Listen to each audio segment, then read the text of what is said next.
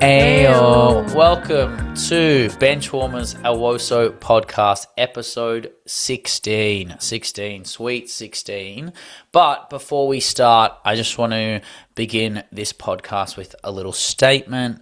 We at Benchwarmers love bringing you content and speaking about football around the world as it is an expression of beauty, passion, and love that we are privileged enough to watch, consume, analyse, and laugh about football across any given week of the year, and we have the comfort of doing so safe in our own homes in Australia.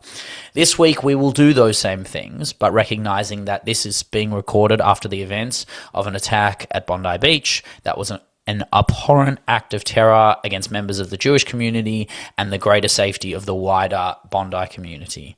Dan El-Khayyam, who was one of the victims of Sunday's massacre at Bondi Beach, was a midfielder for Rockdale Illingdon in NPL New South Wales, and it's moments like this that affect every football club around the world.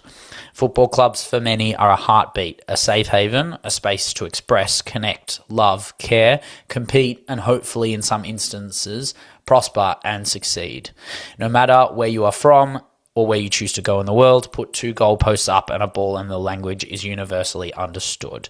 Every whistle blown to kick off, every game played across the game weeks, and every goal scored at any level of the sport gives us all moments to cherish for lifetimes.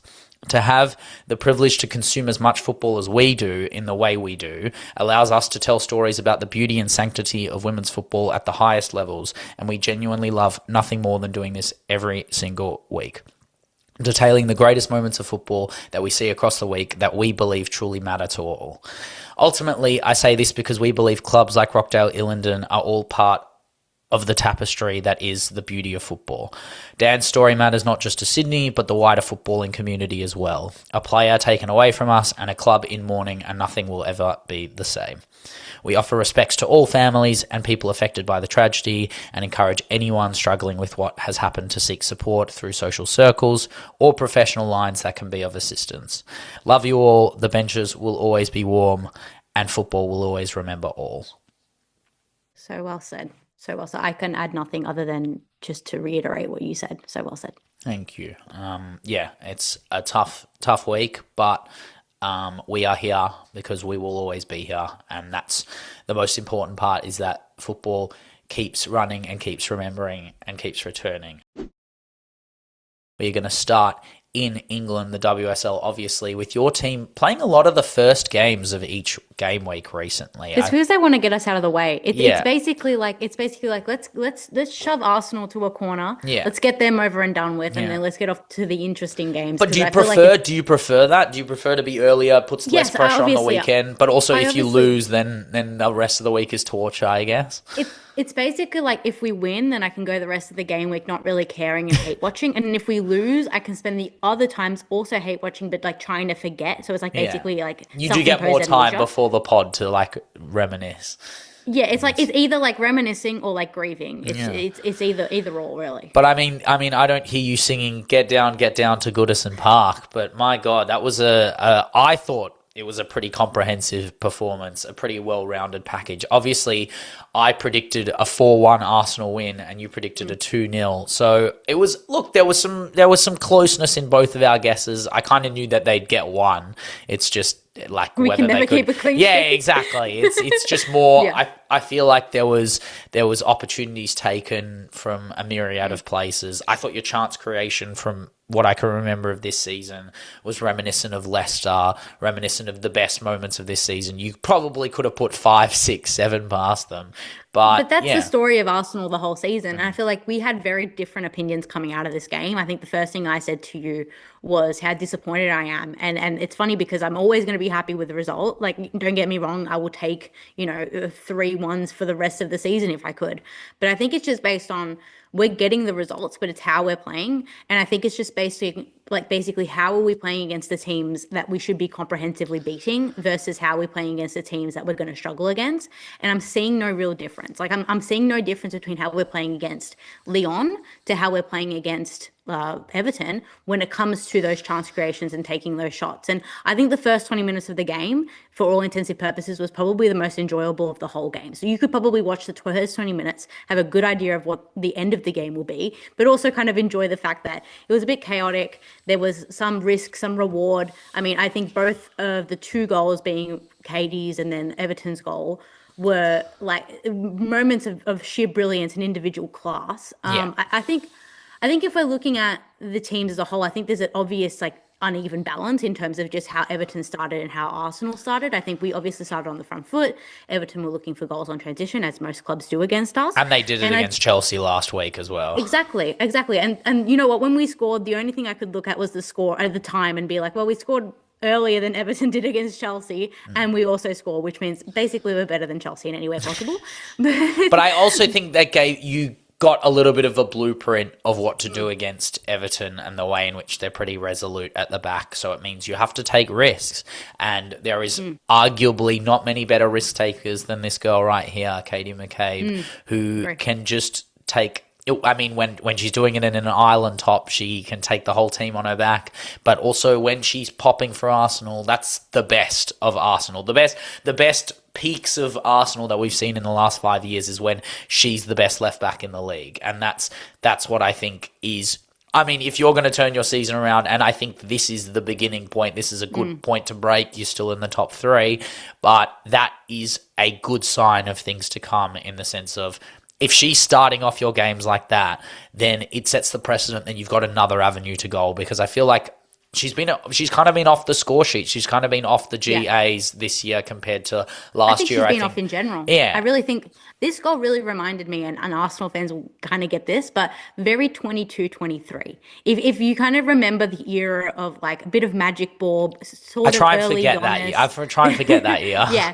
But like a bit of early Giannis taking risks, like this goal really reminded me of like an Ireland version of Katie, who really just takes the team on her back.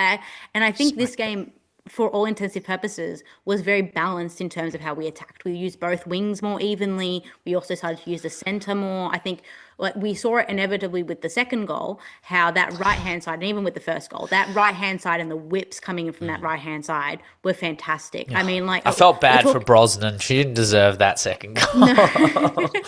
But I mean, to be fair, I was not expecting Kim Little to be the box crasher of all box crashers, you know? I mean, she kind of eased her way coming... 27-year-old Little right there.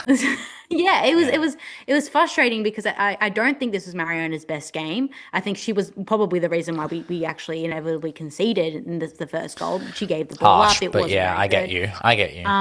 But I enjoyed the you know, after that goal, she tried to redeem herself and, you know, her pressure, and did lead to the second goal. Chance created as well. Like she had a good game, just eased out. I think similar characters. We'll get to my team as well, but I think both of them have had off years for their calibers, but I think they have individual moments, and then they have the courage and capacity. Well, that's what world-class players do. They get back in the game. They don't let one mistake get to them. And I mean, I think you've got a standing world-class player that you're choosing to throw on the bench for fitness reasons, but I think Liv Smith is the full package, and I think... Liv Smith is the one. Yeah. I think I'm confident in saying Liv Smith is the one, and I'm not saying that in reaction to the last 2 games. I'm saying this is a reaction to, in the WSL, I'm saying this is a reaction to the whole now season. A real half season of just seeing how willing she is to make decisions that the wingers that we have on don't make.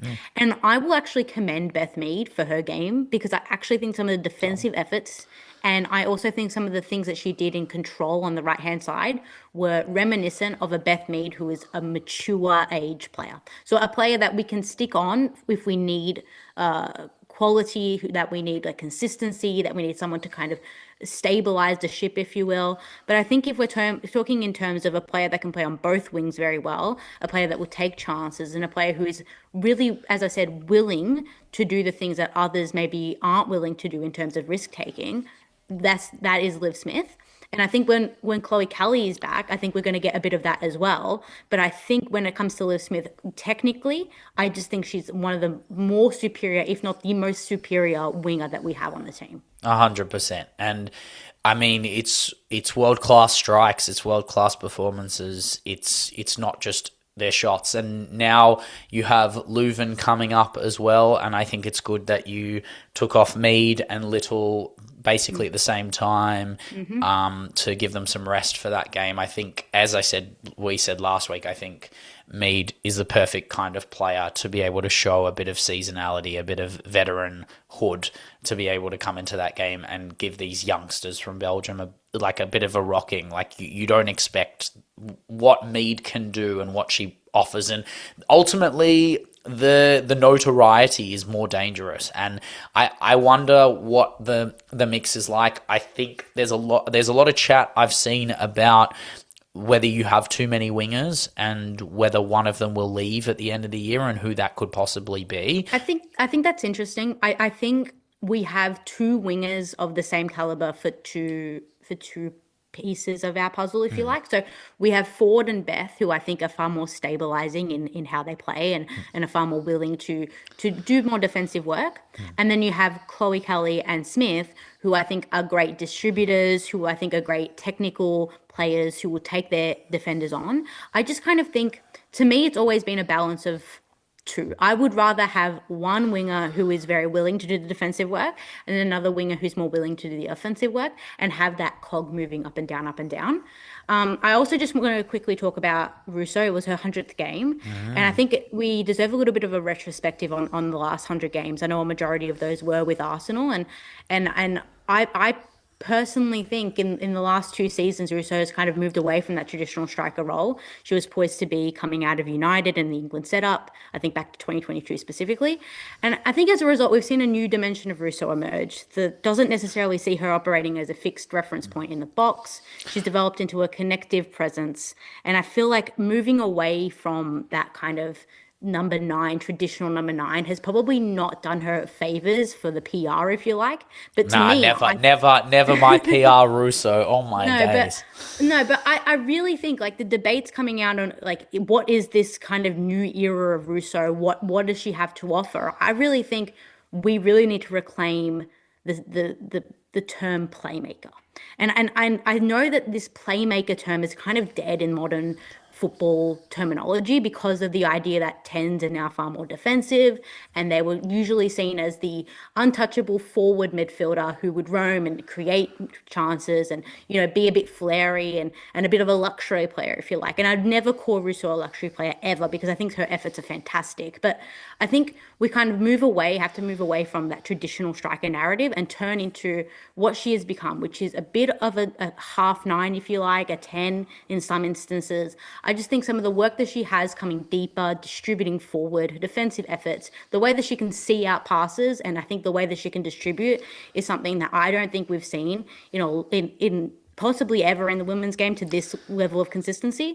And I think we can't judge a player off of their GA, especially when we're getting a lot of our goals now from other avenues. We're not just looking at Russo. Yeah, I totally agree. I think it's hard to call her a 10. I wouldn't call her I wouldn't call her a 10. I wouldn't call her a 10 because this girl is showing you what it means to be a 10, and we'll get to her eventually. But when you're looking at Russo, I agree. The GA isn't. If I were to describe to you England's number 9, a striker, only gets 12 goals in a season or 15, or that's her number, then it doesn't really flatter her ability and what she can do. What I always bring up is more the match winning quality and the big game player. I can be critical of Russo because I do think she has the capacity to score 20 bags a season. She just doesn't, and Renee doesn't want that, and clearly she doesn't really want that. And no, I don't think she's held to her GA. Really. And that's fair. But I think if a coach was pretty ruthless on her and said, you need to stay in these pockets and these channels, she'd get 20 goals, albeit would hamper her game. But I think she does that for England, though. Yeah, I think that's exactly. what Serena wants out of her versus But Renee. But that's what I mean, is that when she's playing for England, arguably you get some of the best moments of Alessia Russo's career. And the thing that I like about her, bar one game in the UCL final last year where she was decent, just didn't really have much service in that first half, ultimately she turns up every big game. Like every big match, she gets England back into the Euros final. She turned up in the last Euros tournament. She turns up at every single big hurdle when England are in a hole, when Arsenal are in a hole. She's someone you can always look at, and I think that there's always immediate danger when she's playing against pretty much every side except ours. I'm so much more afraid of Stina Blackstenius. You don't understand. She lives rent-free at the Joey. My team, top of the table. I did genuinely consider putting up 1, 2, 3, 4, 5 and wearing 6 because that's what happened at the Joey. We packed in Natalie Arroyo's side 6-1. I said 3-1 and that would have been nice. I said 2-2. And you said 2-2 because just for shits and giggles because I don't really care. And I quote unquote, you said, at least I didn't say you're going to lose, which would have been better, to be honest. But watching this game, it genuinely could have been 9-1, 7-1. Like, Bunny was offside about 15 times in the first 15 minutes. She was a bit of a Stina. Yeah, it was a bit of a Rachel Daly, Bunny Shaw, who can stay on side, try not to challenge. But Villa haven't been this leaky since Carla Ward era Villa. We're talking their biggest loss since 2023, 6-0 loss. This is when they had DVD in goal and Alicia Lehman on the right. So we're talking a completely different era of Villa. With Jordan Nobbs in midfield, packing the midfield. But we did start slow, which makes this kind of number all the more impressive because of what happened. And then eventually, we just kept going on this right side. We kept abusing Fujino Caspi, which, why change something that ain't broken? But also a bit of variety would be nice. Well, I said to you, I feel like maybe this is a bit of the Caspi curse. Like we become a bit overly dependent on that distribution from the right-hand side, that you're kind of neglecting the left. And I think that's where, if you like, that kind of Yui kind of fatigue happened, where it's just like a bit of too much repetitive action means that you're kind of not getting that masterful playmaking status from her, if you like. From Hempo as well. It just seemed a bit, Brown had but LBB attacking, getting into more advanced positions. But also, maybe it was just they wanted Caspi's assist really early, and Caspi to Bunny's been really good this year, and Caspi's just got that's her 100th game for Manchester City as well, which is insane to me. Same amount of games as Russo. And she's like 12. She's like fucking. In my head, she's 12. But yeah, she had a good game in the end, just not the same level of Caspi. But it's when we sent the ball to that left side, we needed it to Hemp. But Hempo wasn't there. It was this girl right there, the Flying Dutchman, Viviane Miedema, who plays an inch perfect ball. It is just sublime. And it wasn't the first, and it certainly won't be the last of this year. But the ball to Bunny, the finish from Bunny makes it look so easy, as she has for the last 5 seasons. And that is her 100th goal for City in 112 games. The ratio, the power, the confidence I have in her, pretty much everyone else has in her. Everyone, it's kind of at this point, when she did the celebration, we've just got to make the comparison. Really, it is just Woso Haaland at this point. She packs in teams to a level that is genuinely, to this point, you just put her on the team sheet every week. You can she's a guarantor on the score sheet. Even when she has an off day, she could hit the post 3-4 times, but also set up other people. And the first goal is kind of not that impressive. It's kind of routine Bunny. But the second goal shows her evolution. And that was Yui Hasegawa with a lot of courage to get back in the game after a few mistakes, makes that interception, plays her through, and the close quarter work, the dribble, the turn, absolutely rips apart their defense and then passes the ball into the side netting. Like, that that part of Bunny's game has always been like it's been alluded. It's like it's there, but you don't really see it that much. And then now we're just on this ridiculous run where it's coming out. Like she's getting the opportunity to use her dribbling in tighter, more high percentage chance spaces, and then it means when she holds back, the play opens up, and when you get the lane and our expansive wingers take those wide positions, and Bunny comes short to take the early pass, it means Viv can play those cross-field balls, and the one to Fagino is just, I mean, I said it when it happened, it was Alessia Putellas-esque. Like, it's just sublime. I thought that Bunny goal, the best way to describe it, if you haven't seen it, is kind of like she was like on anti-gravity mode on the moon, and she was just kind of hovering around, and everyone else was like slow-mo, and she just decided to just skip past one, skip past two, and acted as if like she was this Hulk of a player coming around all these small little ants. And look, I've seen a lot of comparisons to, your traditional strikers, like, is she the best ever striker in the WSL is the big question. Not yet. And I think not yet. I actually think yes. Oh, and wow. I think yes, because I think if I take the Viv Miedema era, basically since 2018 to now, I think if you stuck Bunny as her opposition, she would have had now double the amount of goals that Viv would have had. Because Interesting. Not only because Viv did it, and you can see that Viv is not the Bunny-esque striker. She's just not. She's never been.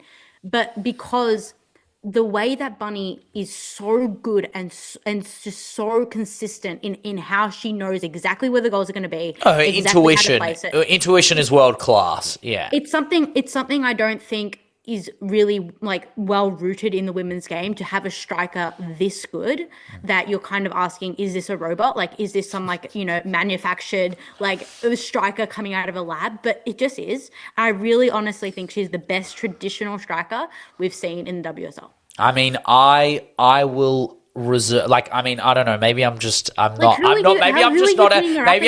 a City fan at this point. But like, who are you putting up against? Sam? No. I think I personally think if you're, I'm going to play a little bit of the Harry Kane argument, which is that if your goals and your brilliance don't amount to anything, then ultimately, I don't think you can't. No, it doesn't. It actually doesn't. And you can't put her in the same boat as Sam Kerr and Miedema when they have done and won so much more, in the sense of Miedema's a bit different, but still, I think she won one thing in her first season in terms of the league, and then won a couple Conti Cups. But again, that is more than Bunny. Bunny hasn't won those things, and Bunny will. Well, this is the year. I think if she wins this season and it's on her boot, and she gets 22 goals this season, then we're going to start saying this is the most dominant striker we've seen. Whether it's the best, I think the numbers will do her justice.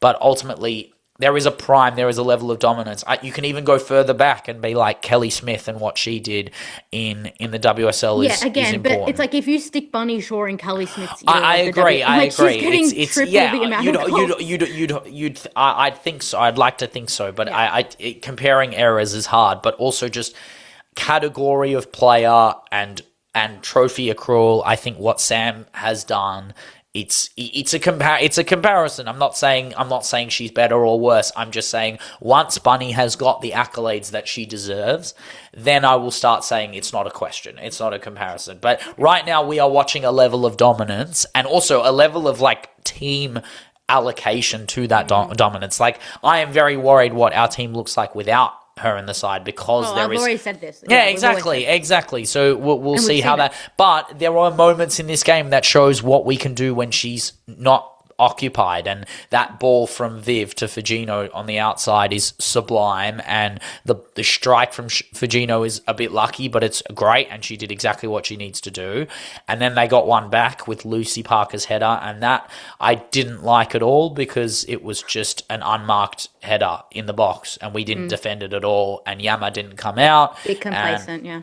Yeah, exactly. It's a good blueprint, and if we come up against Chelsea in the new year, and they've been taking a lot of set pieces recently, I'm quite worried that that's something that we should work on. But it's good to know we have an instant reply mode, which is good, and Fagino returns the favour to Viv, who celebrated like a crazy maniac. No, but it was good to see her smile, using the muscles in her mouth to do that. It was great. She is smiling for my club. It's great stuff. Out of context, this is the most like red-pilled thing that you could say, like, smile, woman, smile. Yeah, I know. I'm saying it in the sense of that she wants to be back at your lot. I swear. I'm so maybe I'm leggy pilled. It's not red pilled. It's leggy pilled of her saying. Did you see that she was at our lot? She actually exactly. She's rent free. She's rent free at the Hale End. I'm telling you now. She just wants to be back. But what I did like was Jeglert's implanting his step on this game. He did talk a lot about our set pieces, defending being poor, and then our attacking set pieces. We have so many chances, so many crosses, and we're not getting the right output for the amount of crosses we have. And I think it meant that in the second half, we played the ball along the ground, we played higher percentage chances, and then his subs, bringing on Carolyn, bringing on Clinton, both were excellent, both set up Bunny for her last 2 goals, 4 goals in this game.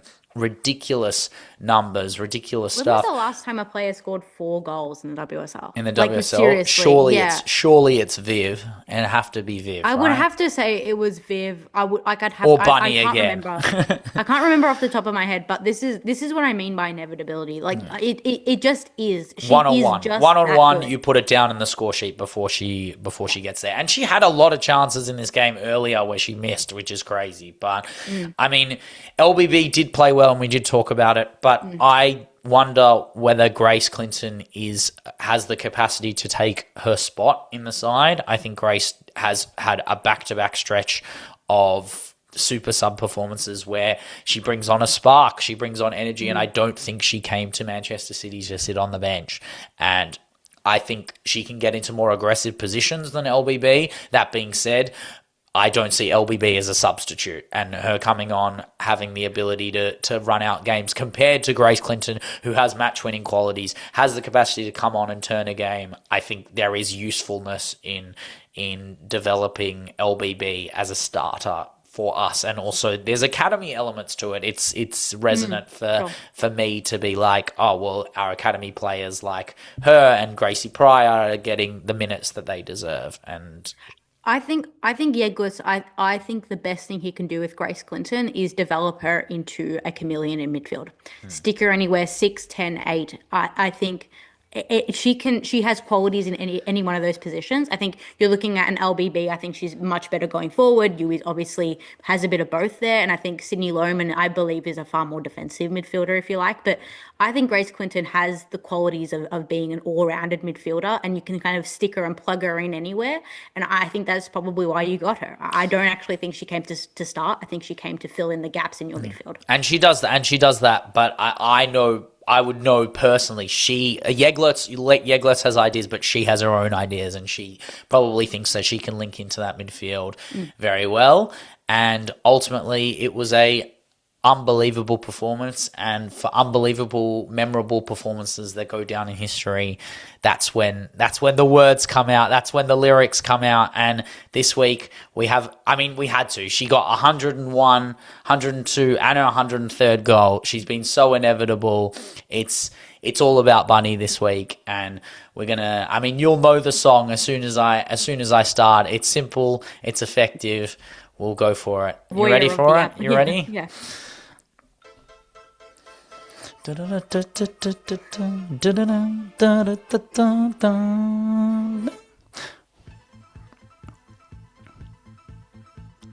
Ran all 90, pressed all game to get 3 points at the Joey. 6-1 smash. And still Mary is yet to come, but we are scoring goals for fun. This City attack. In Andre's dreams, he had a plan. Viv in the 10, Bunny, the bags were man. We don't have to worry at all when Caspi or Viv play that ball. Who's it to? Who's it to? Bunny, Bunny, Bunny. 4 goals, Bunny. The Andre Eglerts world. It's so funny, funny, funny. You can't stop Bunny. Headers, long shots and curls. Khadija. She scored 102 or more, 6 points ahead, but Renee's coming for City's blue and world. Sonia's coming for us. Get fucked. Why do you have to end every single one of your songs with like either get fucked or... Because it's always Renee and Sonia. They're always coming for us and they're always on our toes. And I mean, we're going to get there. But I mean, I'm just, you know what? I'm scared. That's why I'm always scared. When we're in this position, I'd rather us be second by 1 point than ahead by 2. Every time you win a game, I dial in another number into like a hotline of some sort of mental health link just because like I'm scared that you're going to drop and you're going to lose the league and then I'm going to have to call someone to check if you're okay. No, I'll be okay. I'll be okay. But I'd be more okay if Fran Kirby could have done something against her old lot, sadly. Dizzy, she's the record goal scorer for Chelsea. Yeah. She rocks up and she takes like pot shots that mean nothing. And she also just like she's just warming up with her mates on the sidelines. It was very sad. But we are moving on to Chelsea Brighton, a 3-0 win at home for Chelsea. Impressive, 1 unbeaten in the WSL. We predicted this. I mean, you said 3-1. I said 3-0. You actually said 1-1 initially. You said 1-1 like it would be tied up and then they'd go on and get it late. But I think it was pretty obvious they'd get a big performance after the Roma game as well. It was just a barrage of attacks. They hit the post so many times. Bagley made a few saves as well. But, I mean, it was ultimately Sandy Baltimore. Sadly, it was Sandy Baltimore opening up the scoring. It's terrible for me. It's terrible for me. I called her out on the last pod. I was like, you need to do something, Sandy, or you're coming on the pod. And then she basically she scores a worldie. And I mean, there are very few times where I say a hate watch is so unsuccessful. This maybe was the worst hate watch. I had to go through City, like absolutely crushing Villa. I had to go through this game, and then we'll go on to the next game. But then I went and that was did a perfect. That was actually perfect for you in a way. To be fair, well, in some ways, yes. But I mean, if we're talking about Chelsea, I looked at the first half of this game and I was very unconvinced. I looked at this team and I was like, do they really want to win this game? Well, they can't score in the league. They can't put the ball in the net. They're struggling. They are so struggling. And to me, like I think the way that they walked off in the first half was a team that very much knew that they are underachieving. And in this game, they had to make a difference. And I think Chelsea, for all I bag them, are a team that are very good at adapting and very good at recognizing the wrongs in their game and changing it and bringing on players and making differences. And I honestly think that the subs that came on, even if goals were scored before them, made a difference to the tempo of this game. I'm going to give the subs immense plaudits. I think Sam Kerr was pretty fantastic in this game. I think she's kind of, you kind of realize that her straight line running, like I agree, she's lost a step in her ability to weave in and out, albeit that move against Hayes was very nice. But I mean, Hayes had a pretty tough game this whole game, but her straight line running, so for the second goal where it was an own goal, the straight line run, she was lightning to that. And I think she is getting better at that straight line work. And it's just, I think we have to be accustomed, the same way I said at the start of the year, to Viv's newfound output. Sam's goal is to be a decoy ultimately. She doesn't have to be which is so sad. It's sad, but ultimately the reality is she will ease back in and then there'll be moments where she takes on the game because, I mean, her heading is very much not there. It's not the same, but her straight line running is good. And then her ability to set up AT for the third goal was pretty immense. That's better than what I could expect Sam to do. Honestly, that to me, I had to did a double take, if you like, in because I was like, that's Sam Kerr. I was like, who got the assist? I was like, who got the assist for AT's goal? But I mean, AT celebrated like it was a UCL final, so I don't know what's going on there. But I think maybe they are feeling it in the sense of like their goal scoring not being up to like complete par, in the sense of that they are a team that can murder sides and demolish sides, no matter how much in the pack they are in the WSL, or whether they come up against VFL on tomorrow morning and can show them a level that they showed Barca, in the sense of giving them a game, but now putting it on the score sheet like they did against Roma. But I think it is interesting to see Sonia choose between Niamh Charles and Baltimore, not necessarily knowing what to do on that left side. Lauren James was playing. She still looks not the same fitness, not the same fear factor anymore. Desire, not even the same desire. Maybe. She looks like a player who needs a goal, and if she doesn't get a goal quickly, you're gonna see give her that Kai Havertz Make-A-Wish penalty right there. Don't worry. To me, Chelsea right now are playing like they're all being told to play with their weak foot, and they're really uncomfortable. It looks like they're not hitting all cylinders. It looks like the way that they're going forward is. Baltimore used her weak foot for that goal, and that was pretty impressive. Yeah, sure. Yeah. I just think it's a bit of hidden hope. I think it's a bit of like going into the next room and not really knowing what's inside the next room, and going into the next third of play and not really knowing what to do. I think the break will be good for them. I think they'll be very happy where they are, considering what's happened in that 3-week blip. But ultimately, I am quite excited to see them continue this interesting patch of form. But I feel like it will come back, and we all know what happens. The Blues machine comes out in February, and they don't drop many points. And if they beat us, and they'll start to smell blood, and other teams will start to smell blood, because we currently do have a barrier of 6 points. But if they win, it's 3, and then other teams, if we're going to play your lot, and your lot are definitely going to want revenge at home, and it'll be dangerous. But just to think that like 6 points, that's one game against us, one game against Chelsea. You lose both. But you've also got one against them, no? Yeah, but we'll win that. It's fine. Don't worry about it. I mean, if you do that, you'd be doing us a favour. I'd be very, very, very proud. We have to do the reverse. We won Chelsea the league. Yeah. Now we have to win your lot. Win us the lot. That would be. I would appreciate that.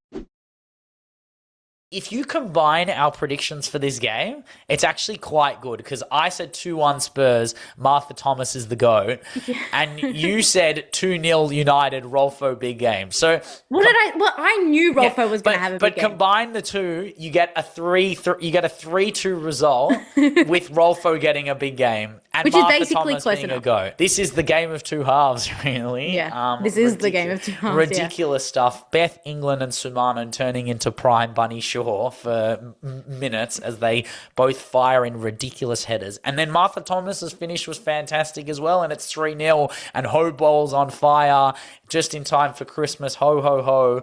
And then Rolfo comes on, and the whole game just changes. The whole game just switches. I really want to talk about Rolfo, and I really want to talk about this kind of stage in her career. I have never, and we'll go on to this later, but I've never seen Rolfo as a super sub, ever. And it's funny because actually some of her best performances, especially with Barca, have been coming on as a substitute. Sweden as well. There is a way that Rolfo is playing right now that is so Stina Blackstenius. It really like makes me question what is going on, and is there a genetic imperative for Swedish players to just start playing chaos ball? Because she comes on and she completely opens the game up. She obviously scores the 2 goals that inevitably see United move from basically a 3-0, looking like they're about to get absolutely smashed. But Tooney's goal was the first one. It opened up the 3-1, which was magnificent. That was that weird it's actually an acrobatic kind of volley. The intuition to hit that. Tooney does that twice a season. Yeah, that's twice a season. And then just the whole momentum shifted after that goal because it was just barrage.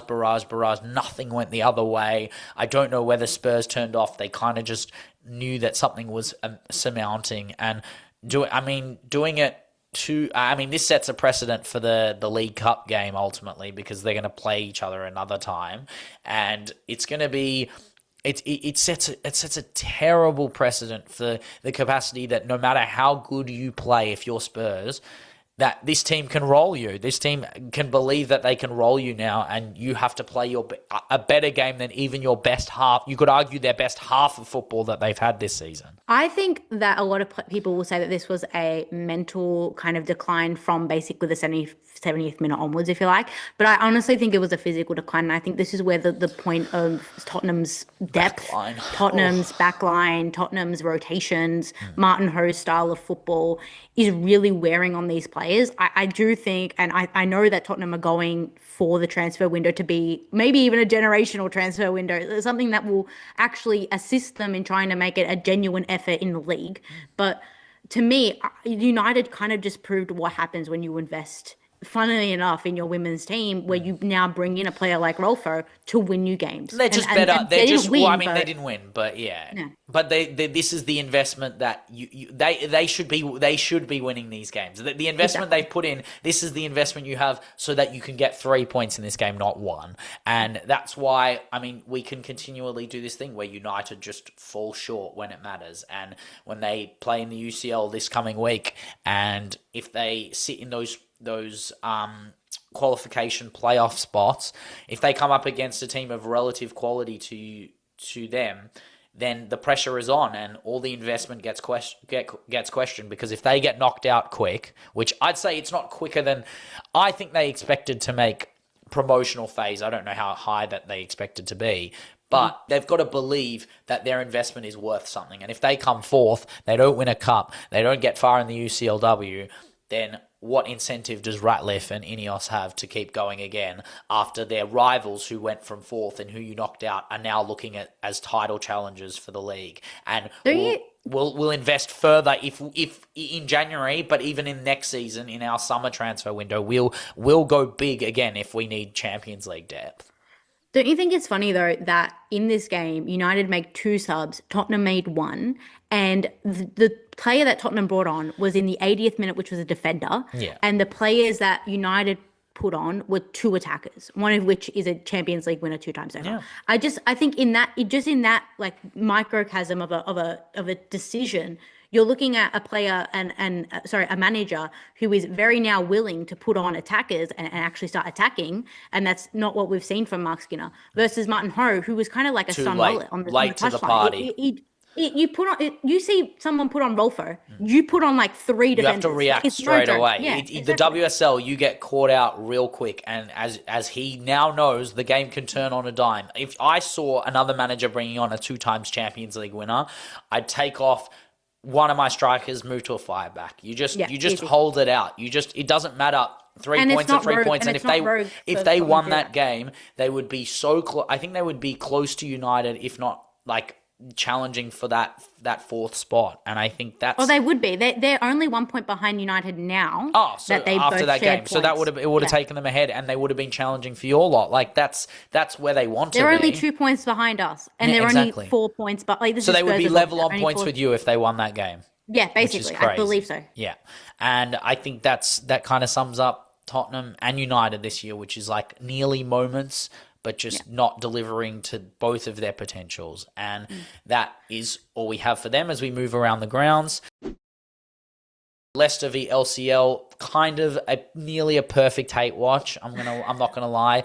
I think it was the perfect hate watch. Yeah. It was. Yeah, to me it was. It was unbelievable because I think Janina Leitzig is an absolute god. I think she's take her. You'll take her? Yeah. I was going to say January transfer. Maybe that's my January transfer. Janina Leitzig to Arsenal. But 6 saves and a penalty save. I mean, not really much to gloat about that penalty save. I think I could have saved that penalty. I think many people can save that. Do you reckon she could have penalty. saved it with her foot? Like she didn't even have to dive? Maybe she didn't have to dive. But, I mean, Goodwin hit the post. Kangslani's pen was rubbish. I feel bad for Gioro. That dive was... It wasn't a dive because she did get tackled, but the dive after the initial tackle was so good that it deserved... Why didn't she just take the pen? Doesn't Gioro take pens for France? Oh my God, good question. She's been subbed off by that stage. She took pens for France in the Euros. Because I remember she took game? Did she take a pen? I don't know if it was in the Oz game. Oh, I think she got subbed off in that game, no? I think so too. But Shannon O'Brien with a weird goal, looking like prime Payor running around, like Caroline Weir Caicedo running around the goalie. But Lete just let her all the way through, and a 1-0 Leicester win. Leicester absolutely making us two look like mugs since the start of the season as they're moving into the pack. You could argue that Leicester is kind of a part of the pack. They've won 2 games, Ben. Yeah, but this is how you start. You have to beat the teams in front of you, and you have to beat LCL like every other team has done. Would you say LCL are in the pack? I would say LCL are in the pack by default. It just By happens that default, teams are exactly. shit. So if you beat the default pack sides, then that's how you become. I'm not saying they're in the pack yet, but they're slowly becoming. Will Leicester be ahead of LCL by the end of the season? I pray for times I like pray these. too, I pray for times like these. Emily Van Egmond. Why can't I be? Why you. can't I be like ruthlessly passionate when it's not my team? I just want Leicester to be better than my team. But we'll move on to the bottom of the barrel derby, which Jesus I Christ. nearly nailed this too. I said 3-2, Beta What did I Olsen say? hat trick. You said both teams would disband and not actually play this game. And clearly Gemma Bonner had your idea because Gemma Bonner decided she didn't want to play this game either. There was a lot of discussion on the comms saying was it last man and whether it should have been a red. I thought it was just a bad Dogso. tackle in general. I thought it was a bit of dogso. I also thought that the referee kind of was like sad and like a bit pathetic. She was like, "Oh, well, we'll just give it. It's fine." Straight Like, away. No, she pulled that yeah. red so fast out of her pocket. I thought it was a horrendous challenge. I thought it was so high. It was so lifeless. It was like there was no attempt on the ball. It was just terrible.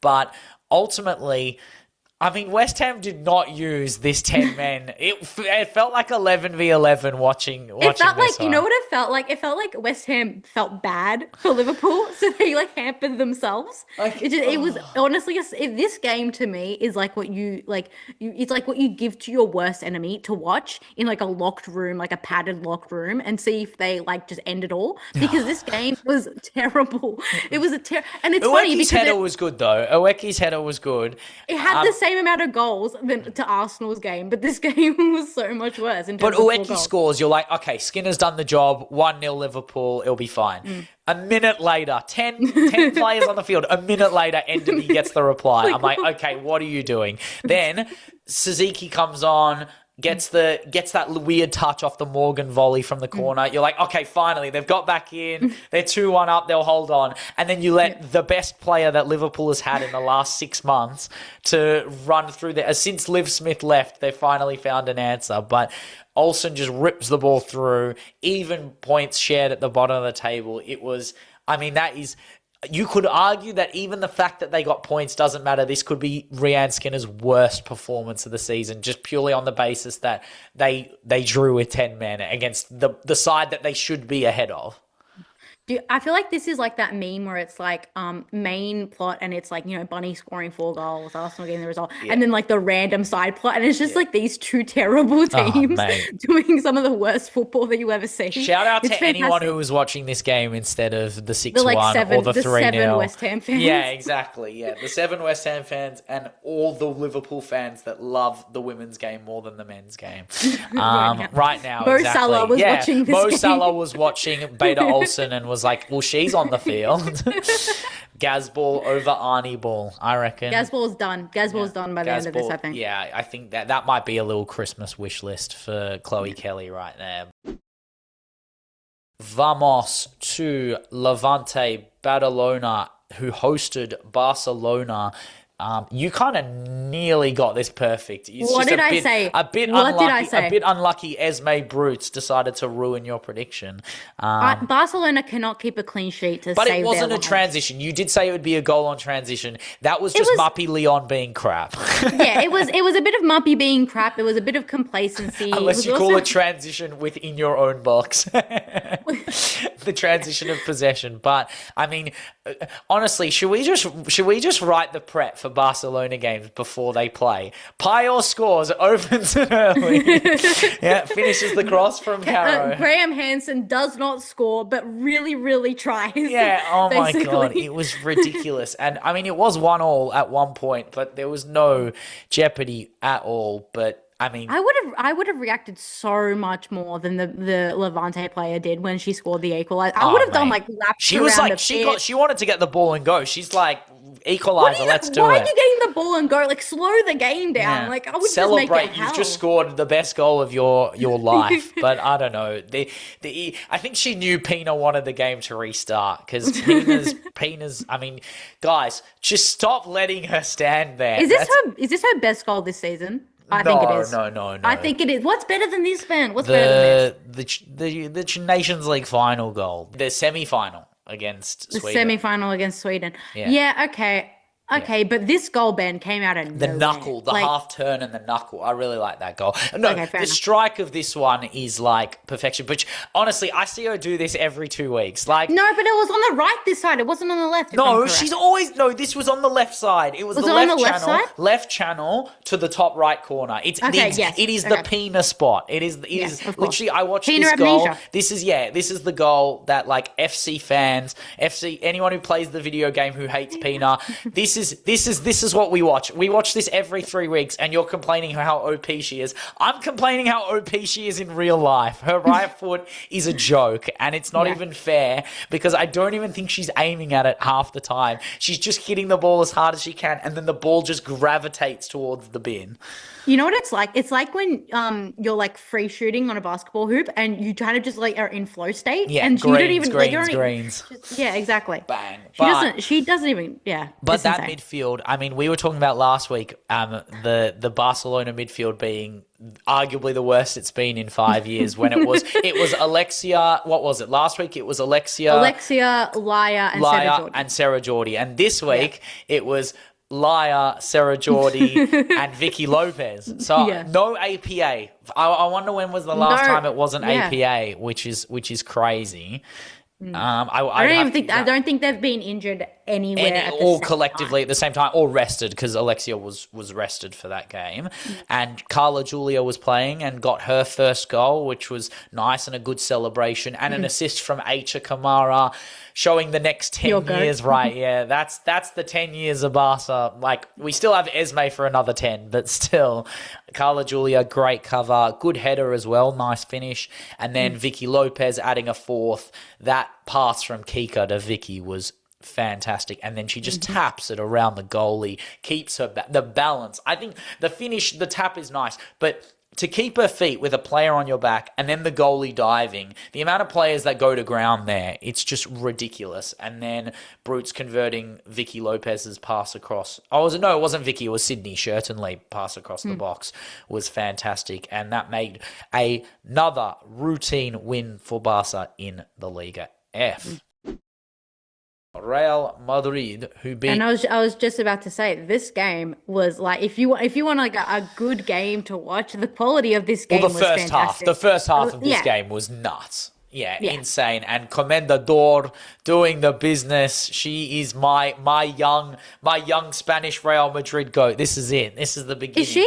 Is she like the most unknown, like next up baller? Do you I hear no one talking about it. Like, I don't know. Maybe because our proximity to each other is just that. Like, that's Comendador lives rent free in my brain. Like, just because of her name. I used to talk about Alba Cerato, and I think the up and coming ballers are actually not from Spain. I feel like eventually, once they do the business in Spain, they get known. The up and coming ballers are the DPRK wonder kids that we will talk about when the Asia Cup is going on. But Comendador's goal, fantastic. Athenea started the game well, kind of faded out, lost a few jewels at the end of the game, but I think she's still most jewels, I think. But she keeps losing the most jewels out of everybody. She lost 10 jewels in that 10 game. jewels, That is 10, wild. yeah. You know, after the sixth, maybe just stop. Just let it happen and then tackle them, recover. Just pass back. And go. Just pass Yeah, back. just do the recovery, do the interception, don't go for the jewel. But Alba Redondo, I mean, this is she's making an interesting case. You know, her last few weeks, she's been doing the business. She's a poacher's. She's your classic Spanish, like early 2000s striker. Runs, direct line running. Not the strongest, not the fastest, just the brain and the intuition. She's got something that the other Esther, Jenny, Edna, they don't have it. They don't have what she's got. Do you know who she reminds me of? I think it's a bit rogue, but she reminds me a bit of Maya Ramirez. Interesting. In just the way that she attacks the goal. I just think there's a bit of that same instinct that they both have. And I think what I've seen from Maya, especially last season, I see a bit from Redondo. And that's basically that hold off when the cross is coming in and then the attack. And then it's also the way that she can use her body to turn on players. She's not a player that will run onto a ball. She likes to hold, turn. She likes to distribute. I think that they're very similar in terms of their characteristics. And I think Redondo is not your typical a Spanish striker. I actually think that she was really underused in the Euros. I actually don't even think she was used in the Euros. She had one game. She played the third game, I believe. And that's crazy because she was, I believe, a starter in the final in the World Cup. World Cup. So this is a player who can do the business, maybe not as your like last minute grasp winner, like maybe like a Garcia was for Spain, but this is someone who I think can hold up play well, who can do really well when occupied. And I think actually she probably would have been like Athenea and such would have probably benefited as they did from Redondo and her, you know, those last minute efforts that I think that just make a difference. You know that, like, remember that like old clip of Virgil van Dijk talking about Giroud and being like, I feel like I've got him, but then he somehow manages to nick a goal. That is such a great, I feel like Redondo is kind of that, where she, if you're a defender and you're coming up against Real Madrid and you're like, okay, Redondo's playing like not the best striker in the world, but she'll end up with a goal. Even if they're losing, she'll end up with one. If they're winning, she'll end up with two. She's one of those players that's really tricky. I think that's the way I'd describe her. She's unique because she's tricky. I think Myra Ramirez is a bit more physically gifted than Redondo. I would say yes. I would say I think yes, the way in which they direct line run and their inside the box work, their intuition, I actually think Alba's intuition is far greater than Myra. I've seen Myra miss runs and miss time runs. I just never see Alba Redondo sprinting after a ball. She just lets the ball come to her, and I like she's Spanish.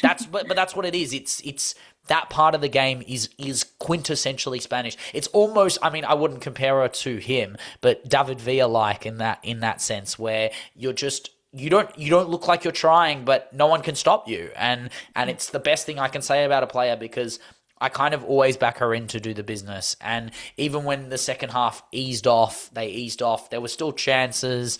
They kept going. Weir had that lobbed goal disallowed, which was, I love how they're using Weir. I love how they're using Weir because they're not starting her. And this was a bit of a makeshift midfield, if you like. I mean, De Brit started, Angudal started, and Dorado started. It's the veterans three. It's the veterans three.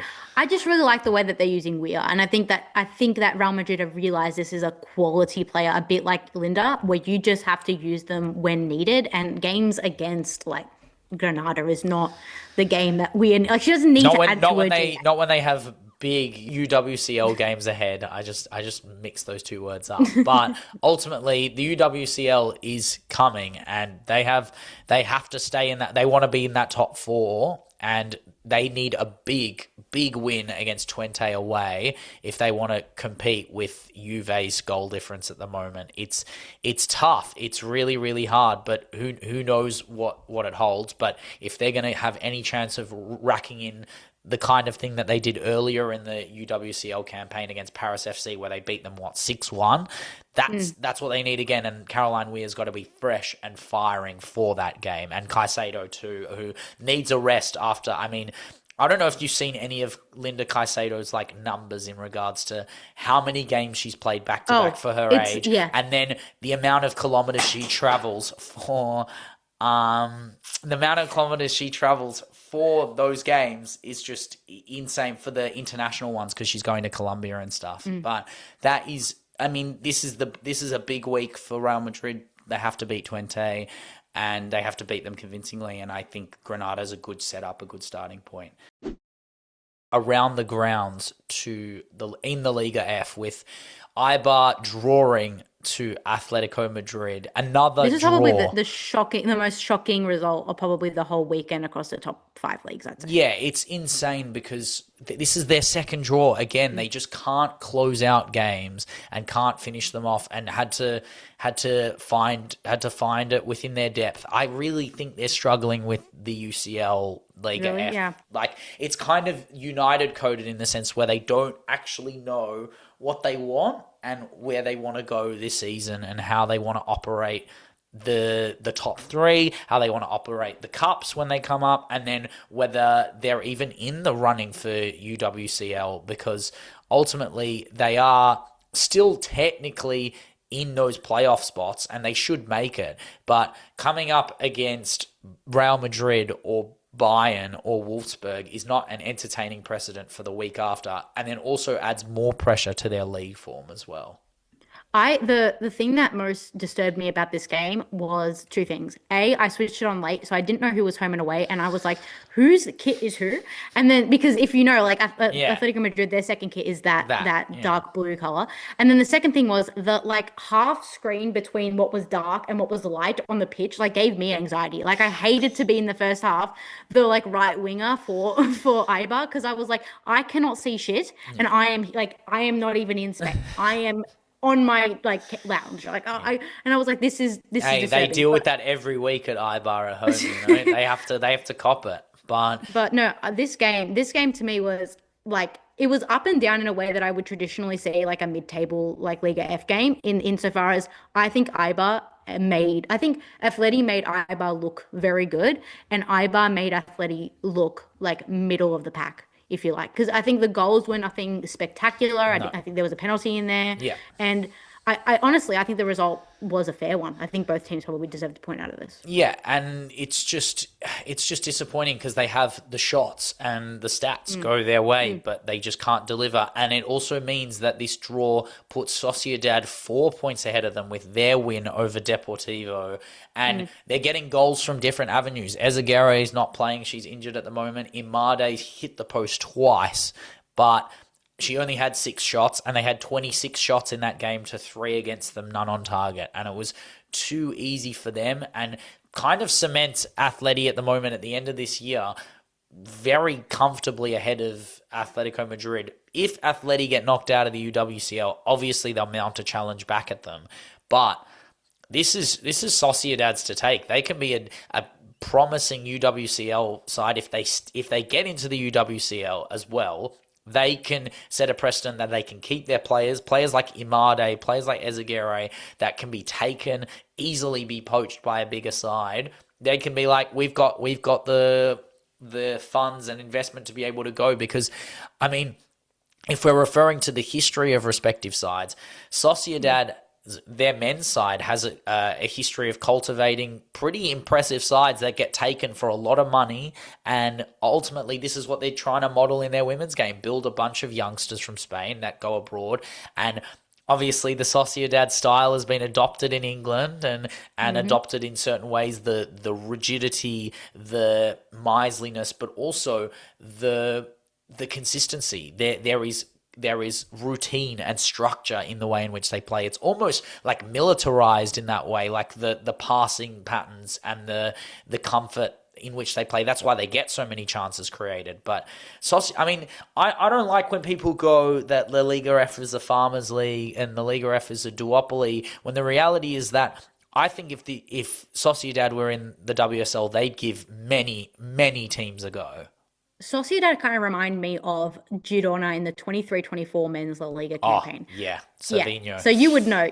So it's a team that crashes in unexpected and goes on a run that is generational for their time, and it is a kind of time capsule in what happens when there's a little bit of instability, when players are moving on, players are getting old, and Liga F is not the league I would, you see a lot of players coming out of in terms of youngsters, right? You see a lot of imports that are young, and you see a lot of academy graduates that are young, but they're not players that necessarily move on from the Liga F. And I think what we're seeing now is a bit of a disparity between, the athletes who are kind of sticking with a system and trying to get the best out of their established players, and a team like Sociedad who are relying on their youngsters to have a generational run, which I think they're doing really, really well. 100%. And I look at the situation that is with Imade being one of the top goal scorers in the league. Obviously, Payor currently sitting ahead of her, Pina sitting ahead of her. I mean, Payor has 15 goals this year, and she was injured for a month and a half, which is just like, I mean,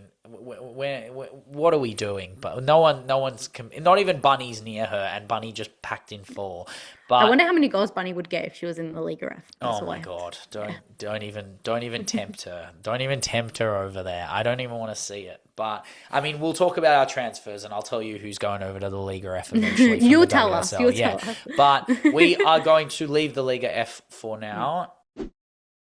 The Bundes being one of those leagues where the big hitters are just schmonking everyone now. And I mean, we'll start with Nuremberg, who hosted VFL. basically served them 3 points on a platter. I watched the highlights. I watched the highlights with my dad, and my dad was like, "Is this the like Pokal, like a Nuremberger team in the league?" And I was like, "A, do you listen to our podcast? Yeah. B, no, they are an established Bundes team." And this is what I mean by I kind of think of the Frauens now is you have a bit of a difference between like the top six, which now includes Frankfurt, who's dropped points, and the rest. And I think the top six are a fantastic form. I mean, This is what the WSL fans think the Liga F is. And that's what I mean. And I honestly think that when you look at VFL, the 6-1 is a compliment to Nuremberg. Yeah. But I think the VFL cannot do this to any other team in the top six. No, definitely not. And I mean, Bayern can, but VFL second to sixth is pretty relatively competitive. And I mean, some of the goals in this game were just a bit of luck. I mean, they deserved more in the first half because I mean, the amount of times that they hit the post, it was ridiculous. It was 8% possession by the end of halftime, which is insane. And I think over like nearly 20 shots. Like this is insane. But but they didn't score many. It was only 2-0. 1-0. 2-0 in the first half, and it was the floodgates in the second half where I mean, players like Enderman get on the end of things, and I mean, Keeland, Latvine, like this is no like you're looking at. They're not. It's not Obi and Stanway, but Keeland and Latvine are providing their own sense of comfort in the midfield. Goro Bergsvand was fantastic, by the way, and they were able to rest Dijkstra and Kuva for the Chelsea game, which is very, very good for them. Bussy off the bench, getting a goal as well, but Huth as well rested for Chelsea as well. Like the amount of chances that, I mean, Janu levels, hat-trick of assists, our left-back goat, honestly, just doing the business. She loves that left-hand sided cross. She's also taking corners for them. They're doing short corner techniques now. Good to see that Stefan Lerch is adding some variety to the way in which they set up for set pieces, considering if you have Alex Pop, you should probably be using her that way. And her first goal to open the scoring was fantastic. Nuremberg's goal was actually quite decent, but ultimately they just went to town on them. Bayern went to town on Hamburg and just ate the whole thing in a supremo. How many times have they done this season? At least 3 or 4 times now. At least 5-0 or more. I would say 3 or 4 times this season. But the quality of goals, this is what kind of puts them ahead of VFL in that way, is that VFL sets up great chances but can't always convert, and that's what happens when you have players like Pop and Bierenstein, where when they're on, they're unstoppable, but when they're off, they can miss and hit the post and just get frustrated. But to have this many Arsenals in your team for Bayern, Gwyn volleying the ball like that, I was going to say, Jesus. Who is the best fullback goal of the week? Is it McCabe or is it Gwyn? And I think it's Gwyn. I think Gwyn's technique is better. Gwyn's technique is better. I would say McCabe's is harder to do. I would say McCabe's is more instinct. I think McCabe's, I've seen her do that for Ireland, right? Yeah, but Gwyn, that was. I mean, her whole game was fantastic, but that goal is like a winger's goal. Like I would see that from like a typical winger. It's fantastic. I could see her scoring that with the captain's armband on for Germany. And then, I mean, Stanway got her penalty after some brilliant display in the first half. I love Georgia Stanway is like the one English midfielder where you're just like, you're watching her and you're like, you're not really English, you know? you're just so technically gifted, and you're such a maverick. You just control this league. If she wanted to, she could genuinely. I think she could genuinely play for nearly every team in the world because of what she can offer both ways. I could say she's the hardest gut runner as well. I could say she takes penalties nearly better than everyone.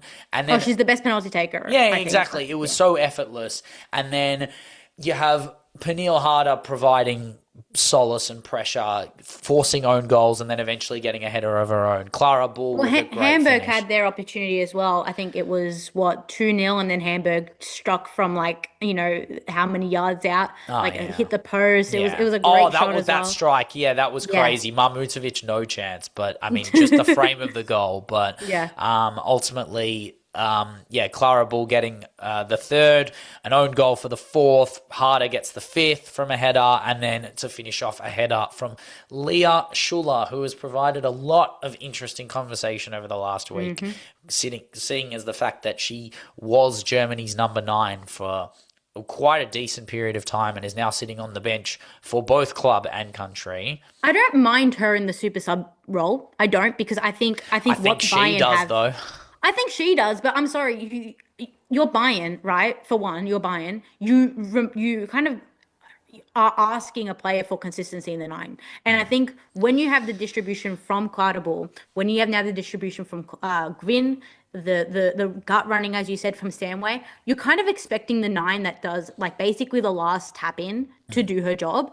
And what Schuller has done since probably the Euros, I'd say her best form was just before the Euros. Oh, yeah. But since the Euros, it's been poor by her standard. So for me, I actually respect Bayern for doing this, because I think it shows that they have no loyalty even to the players who've done it for them for yonks. Time and time again. And I think maybe she wants a refresh. She wants a new start. And there's some rumours she's coming to the WSL. I don't want to see it. That's the last thing I want to see is her in a United top. I don't have to hate a player that I like, and that's terrible. How do you think I feel with Rolfo?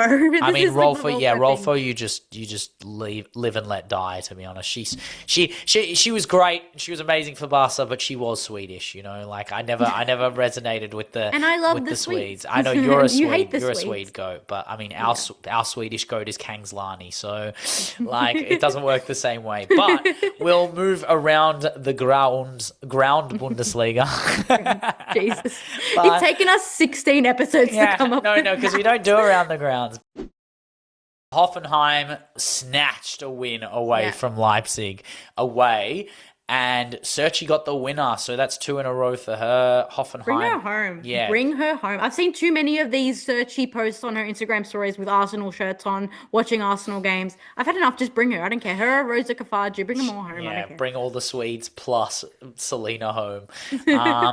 Then Werder Bremen also got a win. Larissa Mulhouse, another pen. It's almost a meme at this point. 1-0 Mulhouse pen. But Werder Bremen doing the business right now in that top 5 in the Bundes. And Frankfurt as well. Yesterday they dropped points, and honestly they could have lost. I mean, I think Hip missed a penalty in the Union Berlin game. I mean, it was, and then she scored the winner in the 89th. So, like, this to me was... They're just not the same. Hoffenheim and Werder Bremen, I think maybe that Europa Cup is doing a little bit of numbers to them in terms of their depth. I don't think it is. I honestly think they're just not good enough. This reminds me of late stage Jonas for Frankfurt. They just kind of don't look in sync. They look a little bit like they're not really believing in the cause and the philosophy of whatever they're trying to build this season. They started off so strong. And I honestly think, and this might sound ridiculous, but I honestly think the hype coming out of the Reutler thing and what Frankfurt was good though. She was good during this I know, win. But I think that created a false sense of kind of esteem, if you like, where they were like, we have ballers who could be playing for Arsenal, but they're sticking with us. Yeah. We have people coming in like Rasso. We have established players who were in and Yomi.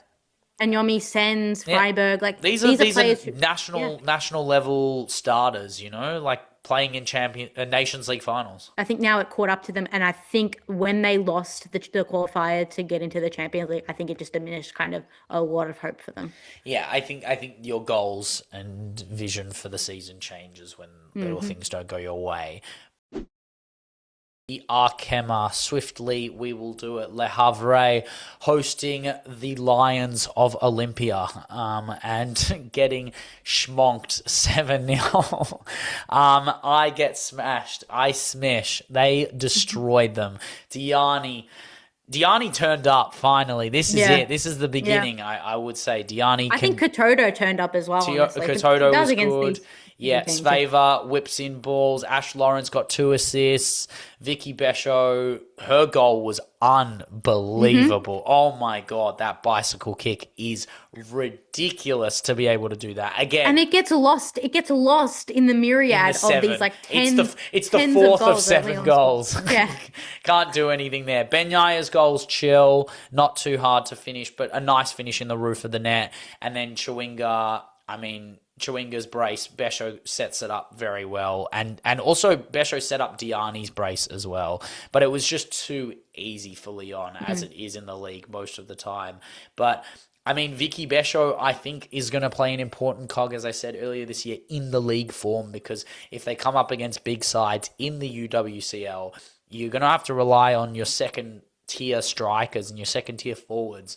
Besho and Ben Yaya are kind of like the Zakai and Bussy of the Lyon ranks, in the sense of that when they're playing in the UWCL, it's on the youngsters to take on the league, smack them up, play like you've got every chance and desire of being able to play next year and the year after that, so Kang doesn't sell you for profit, right? Well, that's the thing. I honestly think that a warning was sent through the Lyon ranks when Kang started selling Lyon players to LCL. I think that a lot of these younger Lyon players really have to kind of reckon with the fact that they are very easily replaceable, because Kang will spend anything and everything to get players in. And it's funny because I don't necessarily think that there's been a real standout signing. I think it's actually there are established players like Chewinga, like Diani, who are now trying to... Like this year? Yeah, because I'd say it'd be Engen, no? Yes, Engen to an extent, but I think Engen was a place. She was a shoe-in, yeah. You kind of knew she was going to do it, I guess. Yeah, but also it's like the players who I would think, like Eula Brand, like Lily Johannes. I mean, Ashley Orange, Kotodo was the other one. And I just think that they're the ones who like were big name signings, but it's actually those like smaller cogs in the system that were already in the Lyon system that are doing the job. The academies versus the signing, you know? You rather get the academies. And I mean, I kept saying it was a two-horse race so long as PSG kept chugging away in the league.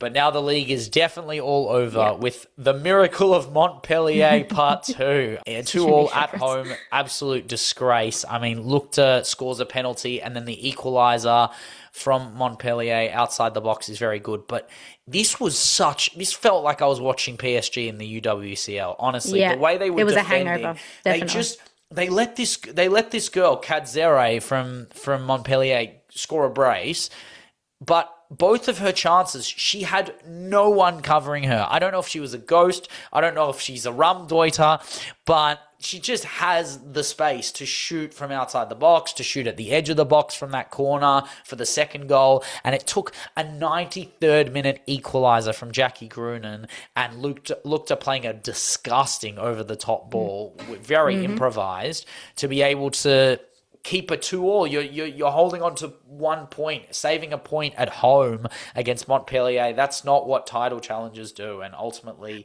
that kind of ends the run you have. And now Lyon have this surmounted lead of 5 points, and it seems a bit too far away in my opinion.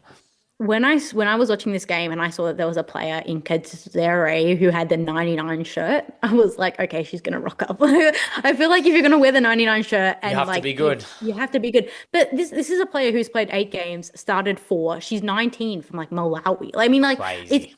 I don't watch Montpellier ball every week, so I can't comment on I can't comment on how she plays week in, week out. But if she scores a hat trick next week, we will start watching Montpellier ball. That's our call out to Kadzere. Score a hat trick, we'll be watching Montpellier every week. No, do we have to boycott Montpellier because of Mary Fowler? I mean, I'm actually standing with Mary Fowler. That's a very good call. To be fair, I stand with Mary Fowler. We always stand with Mary Fowler, but if Kadzere scores 5 goals, I will watch Montpellier. But it doesn't void them of any sort of any semblance of criticism of their behaviour and treatment of one of Australia's finest, who I'm very excited to see back. But ultimately, I just think like your PSG, you've spent millions on your players. I mean, not in the literal sense, but like you spent a lot of money on your players. You want to have some semblance of form, some recognizable trait within your team. And I hate to bring it back to that like Kelly O'Hara statement about like this is PSG, but like in the league, this is PSG. Yeah. Like they're not Lyon, but they should be beating Montpellier. And this was a shocking performance. And it kind of went without with silver no linings. No one talks about it because they're not relevant enough. But also in the sense of that Paris FC didn't win. So Paris FC drew to Strasbourg, which means that there's no real repercussions for PSG. They'll still be third in the league. kind of hope Lyon get knocked out relatively early so that there is only two preferences placements for the UWCL in France. But I don't see that happening with, the way in which some of the Italian sides have gone. If Juve keep holding on further than Lyon, which is a tough ask, but ultimately, they did go toe to toe with them in that game. But whether that could be replicated again is tough. I want Nantes. I want Nantes to make like a They're late good. run. They're good. Yeah. They've been playing some decent footy as well. They got to win this week, I believe. Yep.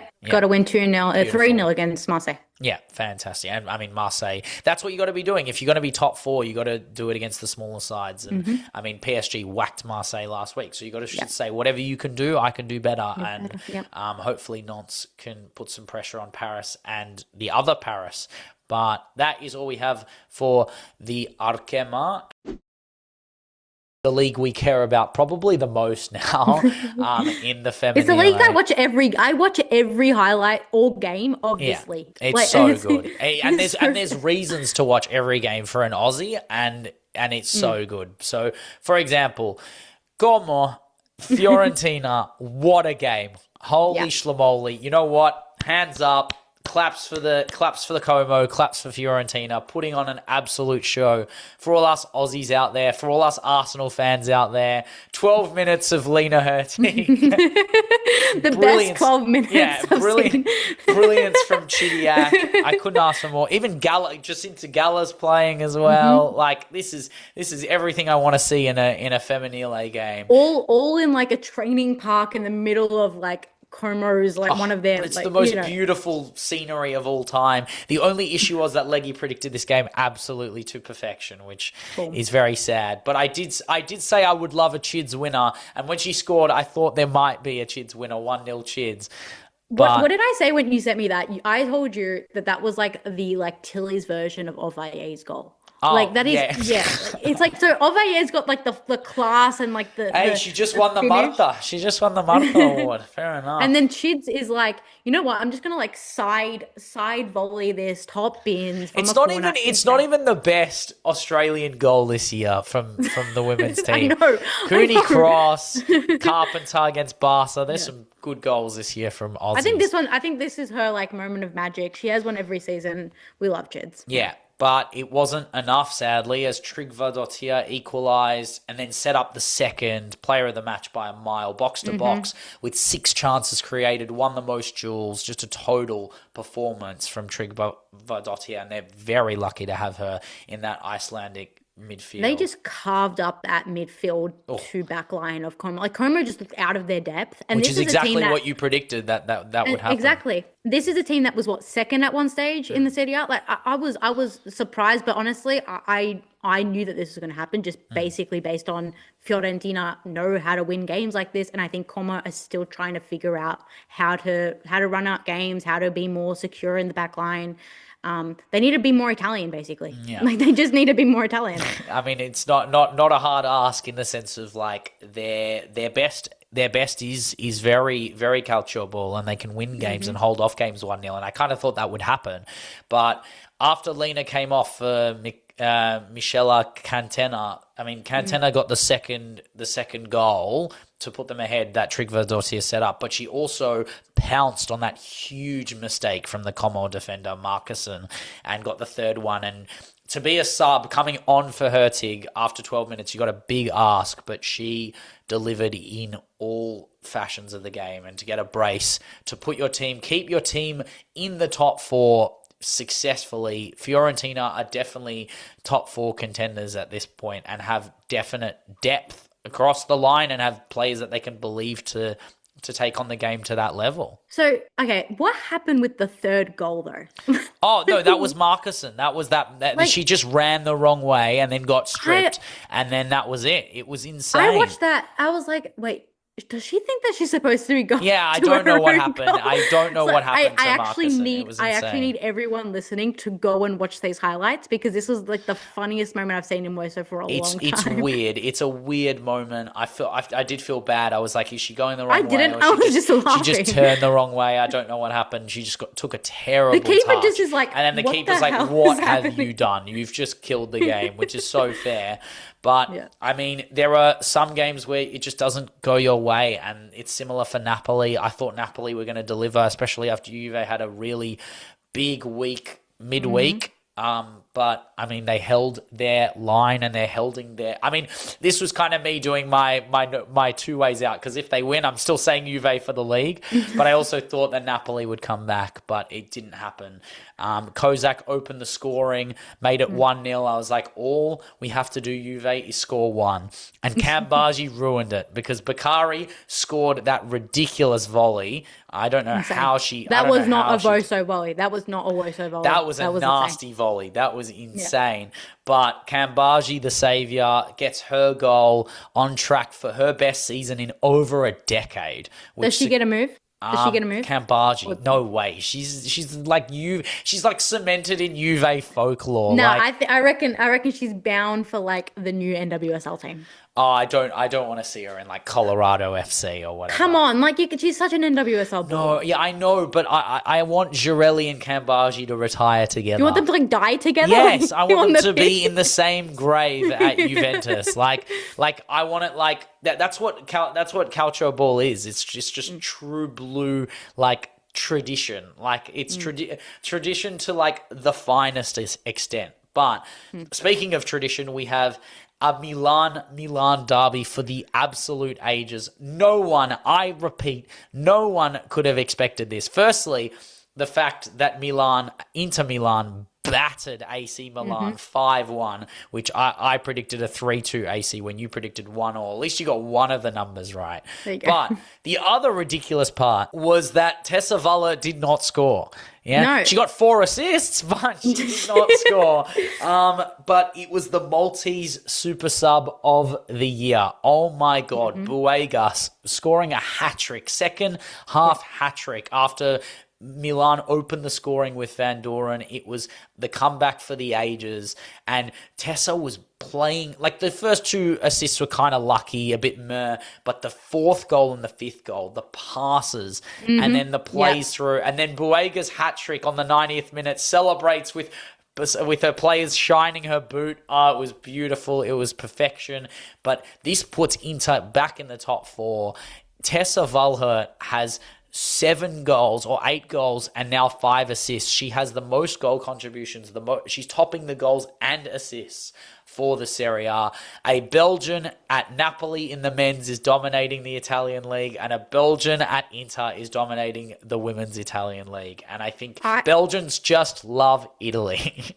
I think if like someone like Chibuk and your Paris FC ballers getting into Ballon d'Or contentions, I honestly think Tessa, and this is crazy for me to say because I'm infamously a Tessa Walhert denier. I just deny her existence because she only comes up if she's playing England. But oh no, like, she scored against Spain. She scored a brace against Spain in that 4-2 loss. Peniel Harder performance. This was a better Tessa Walhart performance than I could have imagined for a player who did not score a goal. Like, this is insane. This is one of the best non-scoring performances. Like, this is crazy when I say this is Clara Bull-esque from Tessa Walhart in terms of her impact on this game. She's so calm. And we called her like Stina last week. Stina could not do that.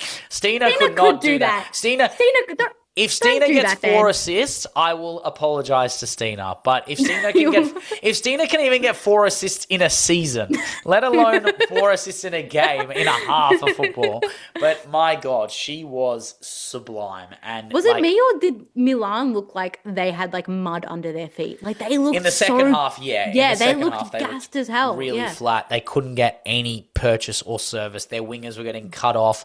Park not really as impactful as she was off the bench. Sadly, because she was starting this game. EJ not enough in a big game. This is a big game. Milan derbies are where you have to turn up and show that you own your city. But now this is a game that strikes fear into opposition that Inter Milan are great, and it opens up opposition to be like, well, look what Inter Milan just did to them. They're gettable, and if you get on transition against AC, you can split their defenders really, really quickly, and if you get in behind them with some fast and strong passing and fast and strong clinical finishing, then the world's your oyster against AC, especially away from home. They're much better at home than they are away. this is their second, yeah, like their second 5 goal like game, and this Yeah. is insane. And if you actually look on the form guide, we probably should have made this prediction. I mean, Yeah. now 3 games winning, they lost to Napoli like 1-0, a scrappy game, and then they drew before that. Like, I think our Europa Cup brain took over the Yeah. Inter Milan prediction. And also AC were on a good run of form as well. EJ was doing well. Everyone was working hard. Park's been good They off the did bench. lose. Well, they won against Napoli, and then before that they had a draw. So, like, I think Milan and Inter are far more equally poised than this game showed. I just think Inter had just like an absolute One of day. I those would be days out, surprised if yeah.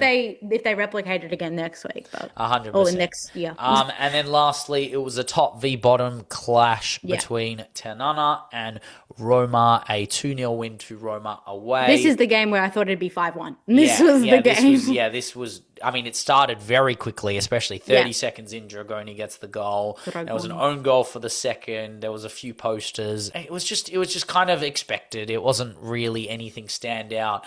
Tanana had 10 shots, none on target, no big chances. 10 shots still, Yeah, though, 10 pretty shots is good, the chance creation, but if you look where the shots were, nothing they were of terrible. note. They're not terrible, but it's just like not enough, and you just can't back them in to put pressure on their teams as we finish up in the Feminile. Down under to the A-League, where I mean, this was a bad start to the I'm week. smiling. I am smiling. Look, I predicted this game pretty poorly, and so did you actually. We both said that Canberra wouldn't be the ones to break our streak.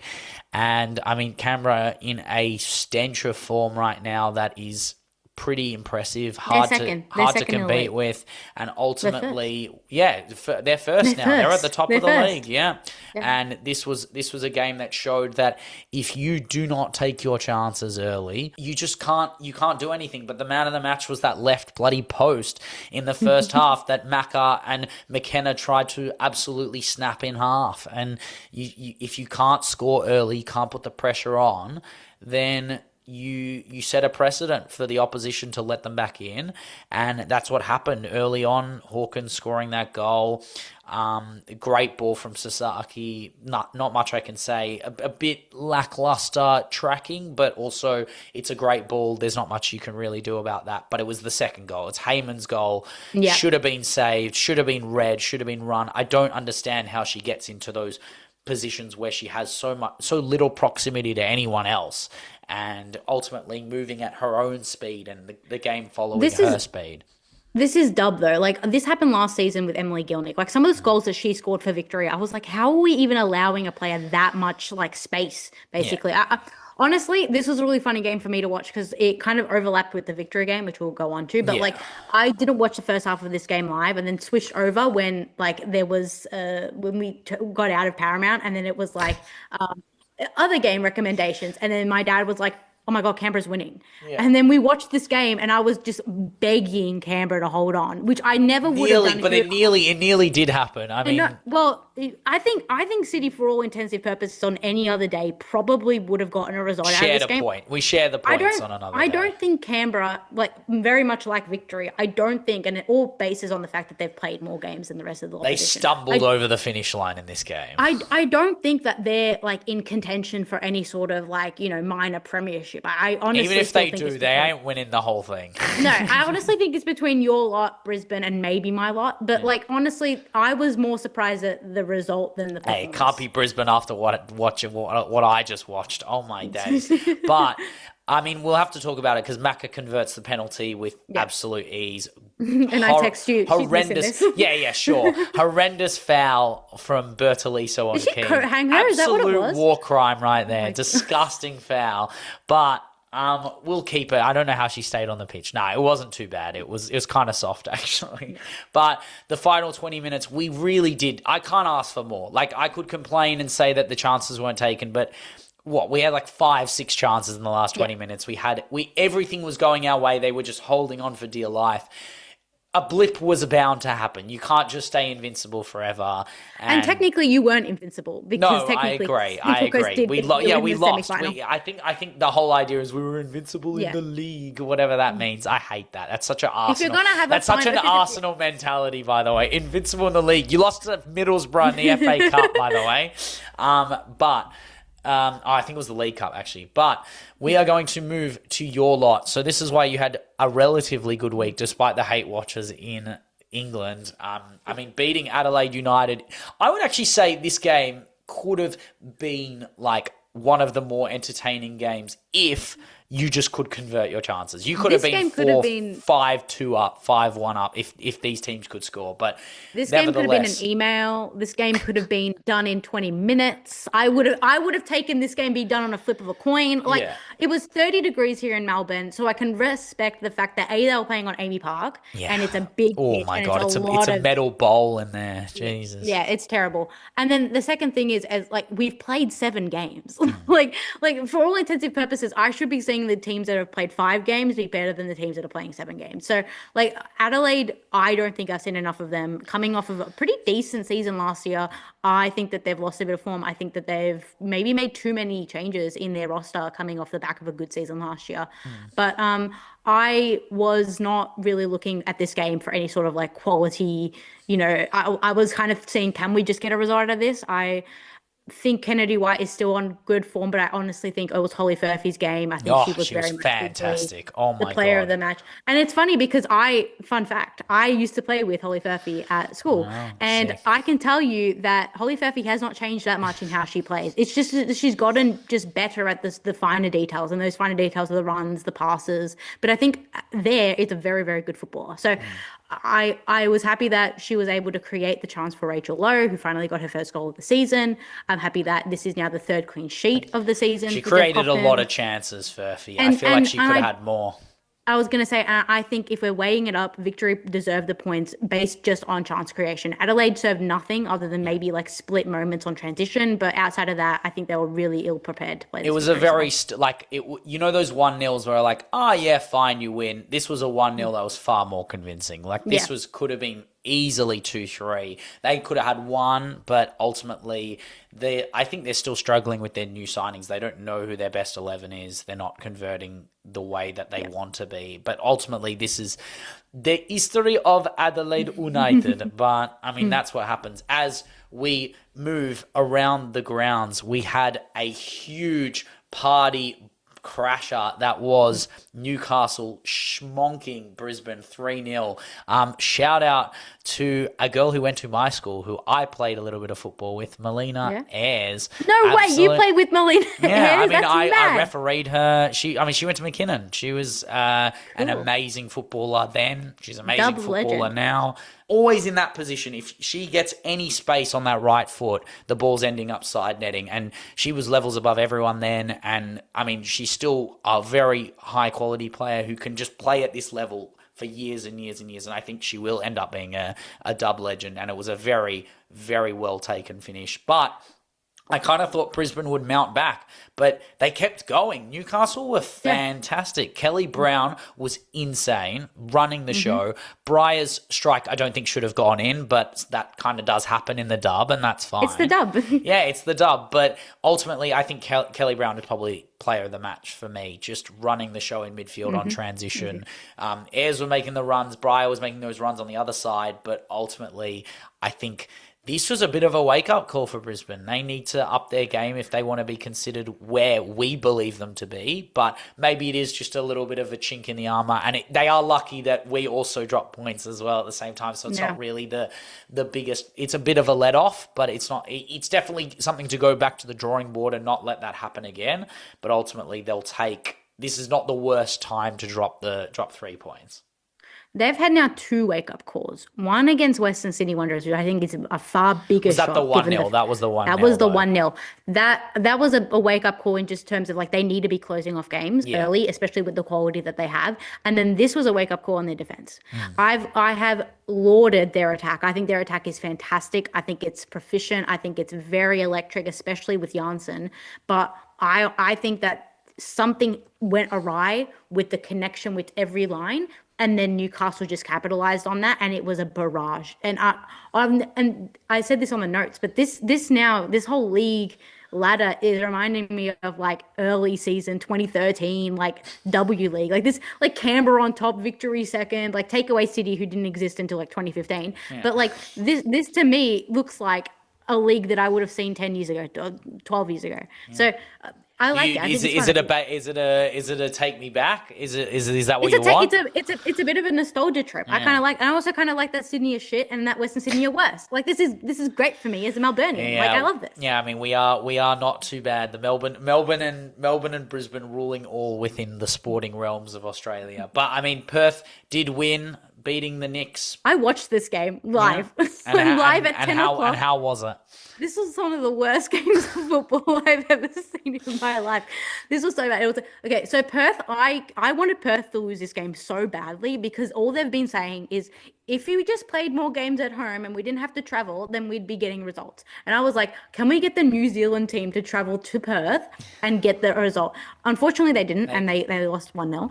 No. So they've got a point. What you're saying is that they've got a point. They do have a point. They have a point. They're the most isolated team of any team in any of the top 10 leagues in the world.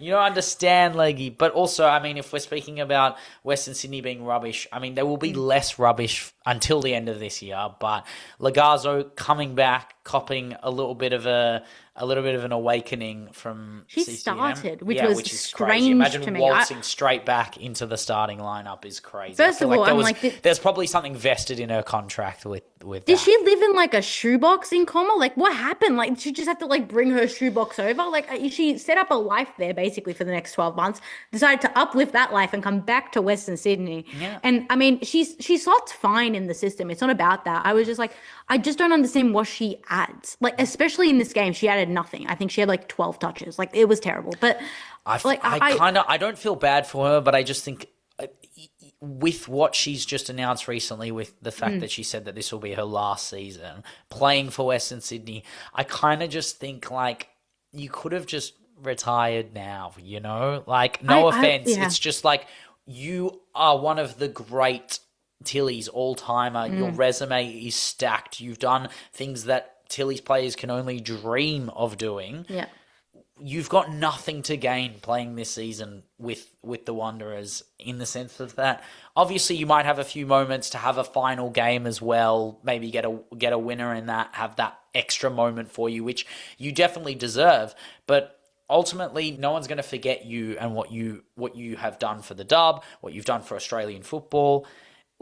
I would love to know what's in the mind of her head. Maybe she still believes she can do it and she wants to be remembered not going out swinging at Como and that a bit like turning sour. She wants to have a few greatest hits at the end of her years, I guess.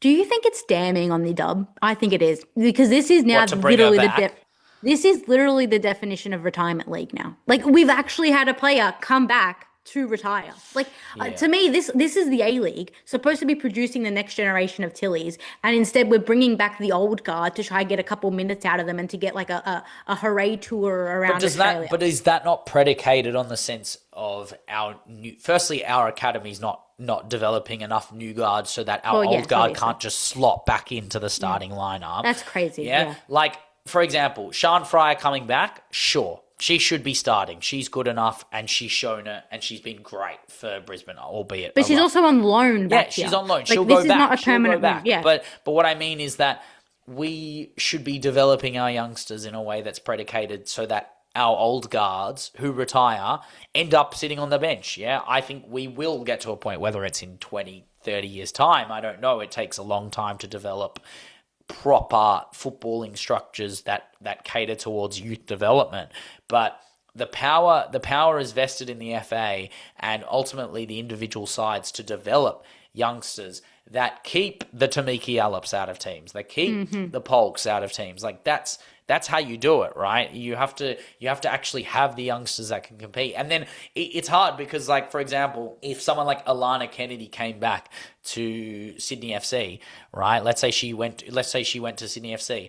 I wouldn't want her playing behind Willa Pearson, right? And Willa Pearson's got abundance of potential coming through, but ultimately there is a natural hierarchy of things, and I believe that that players that come through, there is a bit of an ode of respect. But I would love the dub to get to a point where our youngsters are rivaling the old guards who are beyond their years.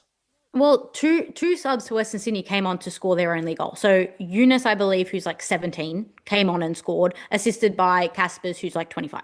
So like they replaced Lagazzo, who's 30. So there's absolutely no reason for me that Lagazzo should be starting over someone like Eunice. And that's crazy for me to say because Eunice is 17. But the onus is not on the onus is on the manager. Like that's exactly. something you have to discuss with, and maybe Lagazzo will get angry about it. Tough. No player is bigger than the club. No player should ever be bigger than the club. And that's when player power takes over and ultimately you lose the dressing room. And it's an indictment, not just on the player. It becomes an indictment on you. Yeah, exactly. That is all we have for the dub, as we are going to move to the Benchwarmers Awards. As we have Never Bench Again, I am putting forward Guro Bergsvand, my Norwegian Brighton legend, VFL now coming through.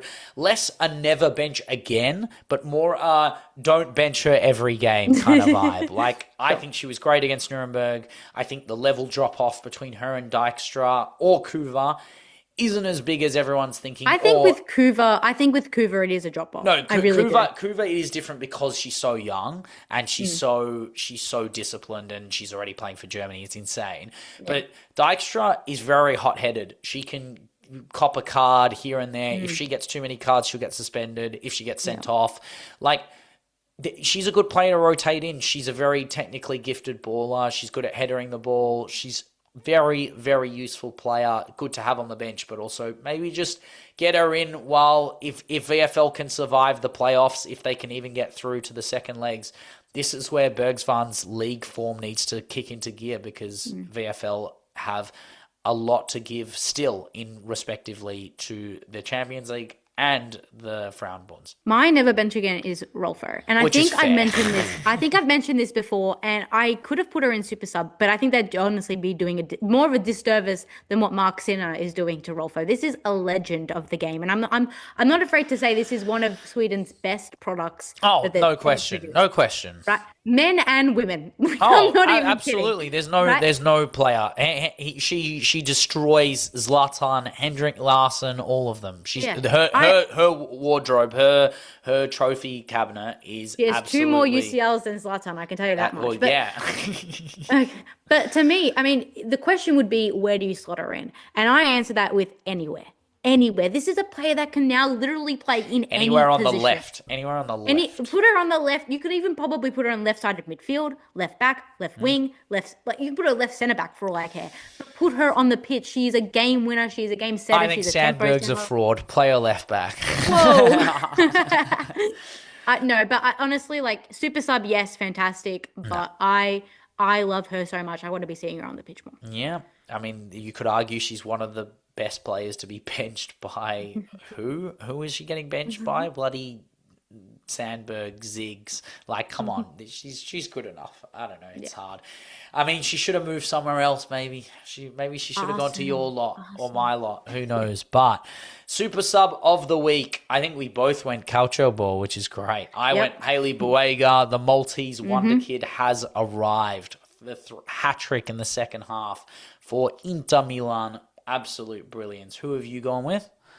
I went Catena only because for Fiorentina. I only went her because she was able to get my prediction like spot on. So like, fair, bit of bias. And it's also because like you're coming on in the 12th minute, which is like so like for the goat, like, by the like way, for the Swedish goat. Yeah, for the goat. Yeah, but for the opposite of like what a super sub is. Like, you should be coming on in the last 12 minutes, not the first 12.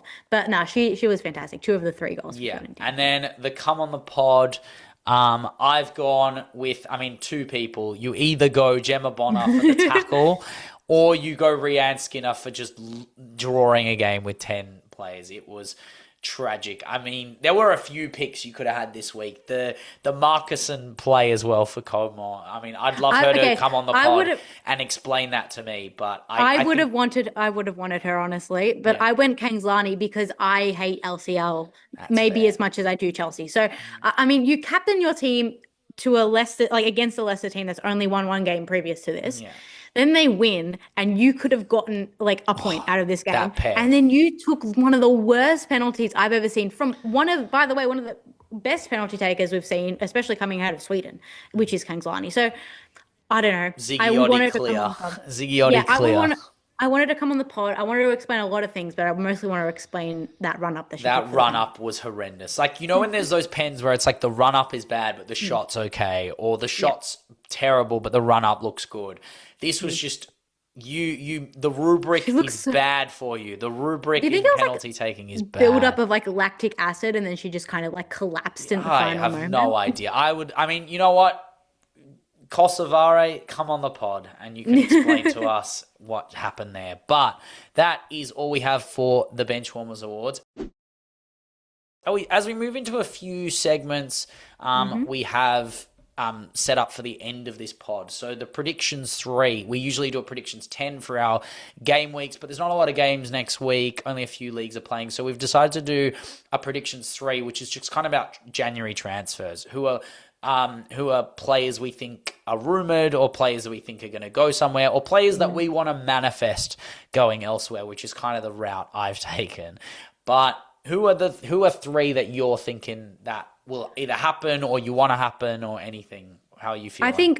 I think for me, the big one is the one that's pretty much confirmed, which is Smilla Holmberg to Arsenal, and then presumably Jenna Niswanger out. I think Holmberg, I'm excited because I'm interested to see what she can offer, but I'm also not very happy about the fact that we're still recruiting on the flanks rather than in our midfield. I can only pray that we bring in a 6, but I have heard rumours from... I've heard rumours that you don't want a 6. You don't want a 6? Yeah, Leah Volti, man.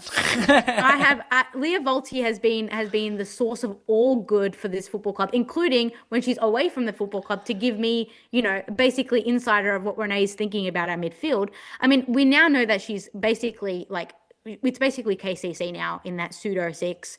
Until she makes a mistake, I can't say anything apparently, or else I'd get tortured online. So I think this is honestly scoring tap-ins. Holmberg good for the inevitable Brighton loan, and then I was going to say, you know, Liverpool's "you never walk alone," whereas Arsenal is "you only get a loan." I honestly think this might be a rogue shout, but I saw some news about Portland announcing a signing, and they haven't done it yet. I think it might be Jenna Niswanger. That would be. I mean, they need Torpy's left, so they need has dropped to his knees in some London, some North London like Waitrose or something. But ultimately, for me, I mean, the big one, I think, the one that's like also confirmed to that extent that I think is, it's not really a prediction in that sense, but Signa coming to Tottenham is a huge deal in the sense of that they're going to make a run for it. They are a serious outlet who are looking to develop more. I wonder if they'll get anyone else because they still have a bit of monies. I heard some stuff about some Swedish ballers coming from the NWSL over, but so the other predictions I have are more just based on things I've seen around, and then I have one that's just purely out of nowhere, source Ben. Trust me, bro. But the first one I'm going to say is either or of the Bayern veterans to United. That being, Penilla's playing too well. She's not going anywhere. And she's not going to United. She's not going to United in any way, but maybe at the end of her career, she'd do a 1-year stint, but I would still hate her for it, and that would be just Glassia. She's a Chelsea legend. She's the biggest Chelsea legend who grew up wanting to play for United is ridiculous, by the way. But I think Leah Schuller will leave. I don't think she likes sitting on the bench. I think she sees an opportunity if United stay in the UWCL, and Bayern do too, but she's not getting game time, and Barcalas doesn't rate her. Mark Skinner definitely does. I think she's better than Mallard at what she does, and You think she's better than Turlin than what she does? 100%. Really? I think the order is like Schuller. If they're all at their top of their game, Schuller's not. It's probably Schuller, Mallard, Turlin. But you can argue. I reckon there are United fans who could argue Mallard, Schuller, Turland, and I understand there are also United fans who could argue that Mallard could play on the right or the left. But that's my thing, is that I think Mallard is very versatile in comparison to Schuller, who can just play in the 9. And I think their left wing is not holding up right. Even their right wing is not holding up right because Jess Park isn't a right winger. She needs to be in the centre of the park next to Tooney. But the other one I have that is complete waffle, I just want to see it happen because I think she's got to leave. But this is it. I'm gonna manifest greatness because she's leaving. It's not gonna be. It might not be January, but eventually it will happen. But Cooney Cross is going to leave. She's going to go. And Arsenal fans are going to cry and win. I'm not going to cry. Yeah. The Arsenal fans that exist that I don't know will cry because they think she's the second coming of Little. Kim Little, yeah. I mean, I only see her at 3 clubs, but there's one club I see her in just because I want to see her in that kit. But it's Real Madrid. I think she goes to Real Madrid. I was thinking the exact same So the reason I thing. think it is because Real Madrid's midfield guard is too old. Yeah. It's too I old. agree. And they need youth. They need box-to-box. And also, Spanish football caters to the way KCC plays. Yeah. So I'm so pilled to that extent. Renee has not given her the license for the shirt. If I'm Cooney Cross, I would be like, you know what? I'm actually worth more to other teams than I am to you, and I have something to gain elsewhere. And the idea with that is that she could be getting. I think she can be getting 90s at Madrid. I definitely think she could be getting I think 90s. she has a higher ceiling than Angeldal at Real Madrid. Well, I mean, Angeldal is struggling right now. Angeldal has played the peak of her powers. That's it. She has great moments for Sweden. She's had great moments for City and Real Madrid for that extent. But there's nothing for her to learn. This is the level. KCC can go up a level. I don't think it's under Renee's system. I don't think it's in the 2. I think it also incentivizes Renee to go and invest in a midfielder that you want. Probably find a midfielder that's Swedish. That exists because that maybe do a straight swap. Do Angeldal for KCC. That might be the play. No, I've said I want Sam Coffey. I think that she's so suited to WSL ball. And I want Bonmati. Like, she's not going anywhere. I want Bonmati too. Yeah, but Coffey's not going anywhere. I think she is. I think she wants more. I honestly think Sauce, Sauce and her wearing Arsenal shirts all the time and being best friends with Emily Fox. That's true. She does love Emily Fox. I didn't make that up. That's true. That is your only source. But we are going to do a little segment, not a Kim Little segment, a little segment on the Team of the Year. I forgot, is it FIFA Pro? It's not FIFA Pro. It's Best World 11. FIFA Best. FIFA Best. Yeah, FIFA Best. Another award show for FIFA. Congratulations. But they set up a team. I don't know how they pick it, but it must be through some AI generator, I swear to God. But ultimately, the names aren't bad. It's just the positions are not great. I'm not a fan of any of the positioning. I've never seen Ona played left back. I've never seen Thierry Puteas either, the left winger of dreams. But ultimately, the players are right. I wouldn't have minded Mariona on the left if you want to shoehorn her in. I still think it's wrong, but the players are not an issue. For the first time I've watched, I don't think there's a player I can really They were a little bit robbed, but I can understand that. Like, England, she's Polish. It's the game, man. It's the Lewandowski curse. It's Lewandowski, and ultimately, when Russo wins a double, wins the Euros and the UCL, you kind of can't argue it. But all the Arsenal players that you'd expect to be in there were in there. Except for Emily Fox. No, Lucy Bronze is going to be there. That's just what happens. Emily Fox clears. What did Emily Fox win other than the UCL? A Champions League. Yeah, a Champions League and other than the UCL. I said after Gold Cup. Oh, congratulations on the CONCACAF Gold. She scored the winning pen. Well done. Whatever. Well done. You know, Montiel scored the winning pen for Argentina. I didn't see him in the FIFA Best. But and then Ovalle obviously rightfully winning the Marta Award for a ridiculous ridiculous goal. But that's all I really have to say. I don't know. I can't really see many fans crying. The only one they keep saying is, where's Clara Bull? And Clara Bull's done it for like 12 weeks, guys. Like, come on. Like, I love Clara Bull. She'll probably be in next year's FIFA Pro XI, the way she's going. And Bon Mati obviously won it for the third year in a row, the best player in the year. And we don't have to do that clip again. She's the first name on the team sheet, guys. Cop it. Accept the facts. It's okay. She just is the best. And I'm glad even Arsenal fans kind of just didn't really rile up this time. It wasn't we got enough players in. Yeah, exactly. And I think this just goes to show that there is a difference between ballon PR and like a squad list. And this is why I take squad lists so much more seriously. It's like all Australian. It's always better. Yeah. There is no Chloe Kelly in this starting lineup, as there shouldn't be, because she had moments rather than fifth in the ballon. Yes, and I will take that. I will take Arsenal players.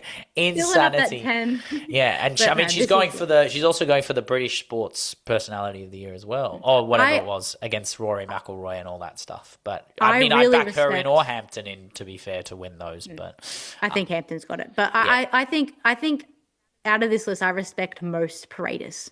I think she's been in the list a few times now. I just think she's underrated. Well, Muppy was out for a lot of last season, and she just held up the fort like a machine.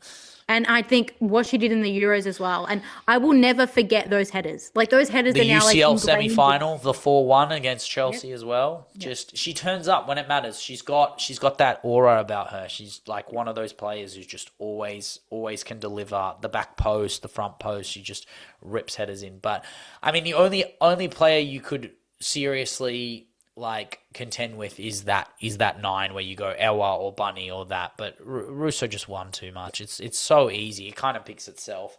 I think we forget that. The only thing I would have changed is because I'm a purist. I just would move Lucy out. I'd move Ona to the right, and then I'd have an actual left back in there. God forbid you put an actual left back. Esme the left back Brutes.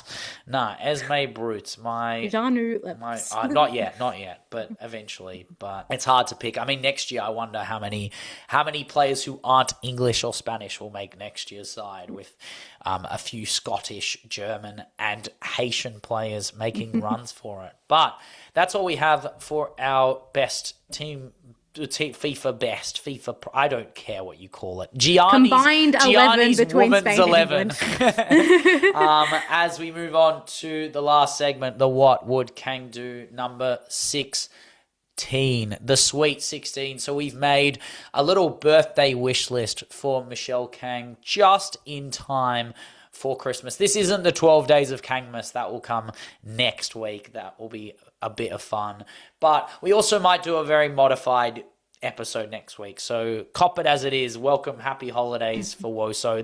If the players aren't playing, then we might not be warming the bench as much. But Kang's birthday wish list, 16 presents for number 16. So number 1, the FFP is just dismantled in the UEFA and the FA. She can spend as much as she wants. Kang takeover, Phi Kangshul takeover is exactly what we want. Present number 2, NWSL cap disintegrates. Oh my God. I think that's number 1. Maybe that should have been number 1. That's the present she wants the most. So that she can do number 3, which is Spirit not only keep Rodman, but bring in another 2 million pound players. So that it's not just Rodman FC, it's a Rodman trinity of millionaires. And that's what people she wants. love that, by the way. Everyone loves the trinity, like the they did like trinity. our Trinity Rodman joke. I do like that we are serving jokes week in, week out. We aren't just the brainiacs, not just a hat rack on the Woso train. We got bars, we got jokes. But number 4 is Leon and Geraldez win the quad. Obviously, quad for the 4.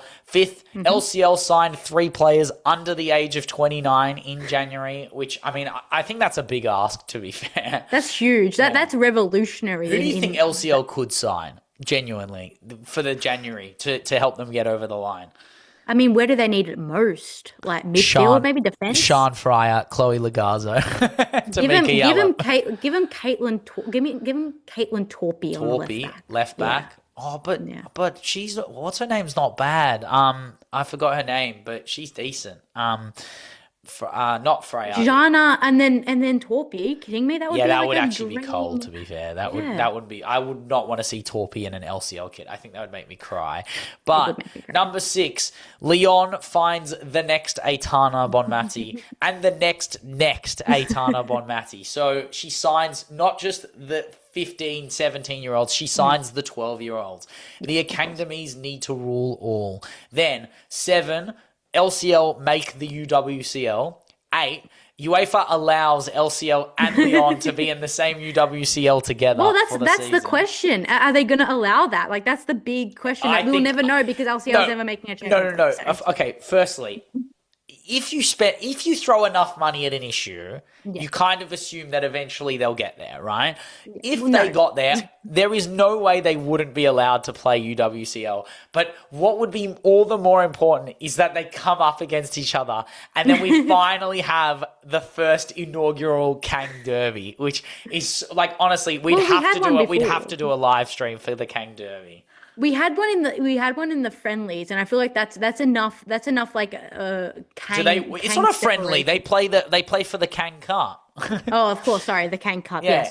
Yes. But no, in the UCL, I would love for like Kang to go on her private helicopter and just be like around the ground, just kind of circling like this like omnipotent figure. I can't wait till they build a 70-foot bronze statue of Michelle Kang right next to Messi in Kang Cutter. Look, I want her, Wendy, and like Kang's Lani all in like a line. Oh my god, it would be unbelievable. It can't be bronze; it has to be gold though. But this is where it gets really interesting. So number 9, the Kang Institute not only finds the root cause of ACL injuries, but is able to genetically re-engineer the anterior cruciate ligament at a price to prevent knee injuries from occurring in Woso forever. Which, I mean, again, I actually think that's probably more likely than Spirit keeping Rodman at this point. Like, probably. Yeah, I think that's probably more likely. And I mean, the next Aitana's already been taken. So number 10 is that the US women's national team wins the World Cup in 27. So Meg and Emma, her 2 friends, can be really happy. Rotation. Yeah, her only friends. It's like, it is just like them sitting on a dinner table talking about their respective stead in the game. And Michelle goes, you know what? My trophy cabinet is going to be bigger than both of yours, to be honest, but it's pretty slay. So then number 11, FIFA awards her a peace prize. Number 12, Nobel laureates award her a peace prize. So she gets another $1 million to invest on the next thing, which is number 13. Do you want to say this one? Yeah, I came up with this one. The All or Nothing Kang's Club Special. Now, if you know anything about All or Nothing, it's the you know Amazon. Everything about All or Nothing. It's the Amazon specials. They do it for a couple of causes. They done it for Arsenal. I'm waiting for Kang to go. 3 seasons? 3 seasons? Yeah, 3 seasons for each club, and every time she does the Edison invented the light bulb. We have to be connected. Oh, so good. It's my favorite. It's my favorite moment of that whole thing, the Edison moment. I mean, to be fair, the "You'll Never Walk Alone" at the training ground is my favorite, and then getting packed in 3-0. I would love Kang to be playing the North London Forever song in the Kangster. Yeah, exactly. That would be unbelievable when they come up against when Jocelyn Prashaw comes up against Chelsea and they're just singing. Oh no, against Arsenal, and they're just doing Stina, McStanius. Oh my god, it'd be ridiculous.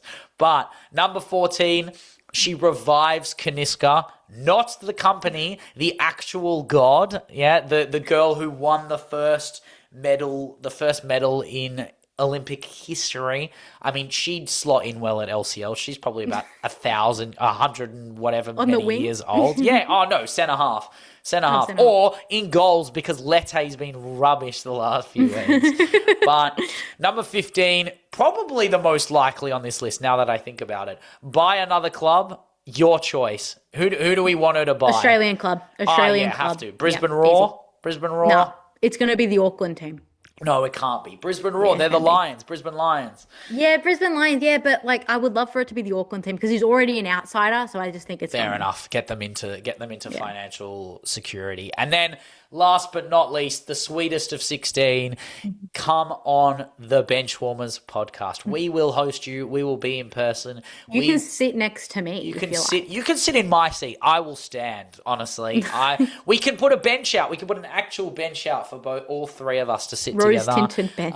And you can tell us all the ways in which we're wrong, really, but that would be propagandize us. That would be so fun. I would love to be considered Kang-pilled. I think it's more fun to be Kang-pilled than it is. Well, if you're Kang-pilled, at least you have Twitter immunity. Like everyone just will love you. Oh, it's insane. It's insane. I mean, I would love if we can get a photo with Meg as well, Meg and Emma, bring them on the pod as well. We'll have a nice rotation going on. Yeah, it'll be great chat. We can do a combined US women's national team plus Chelsea plus Kang Club's 11.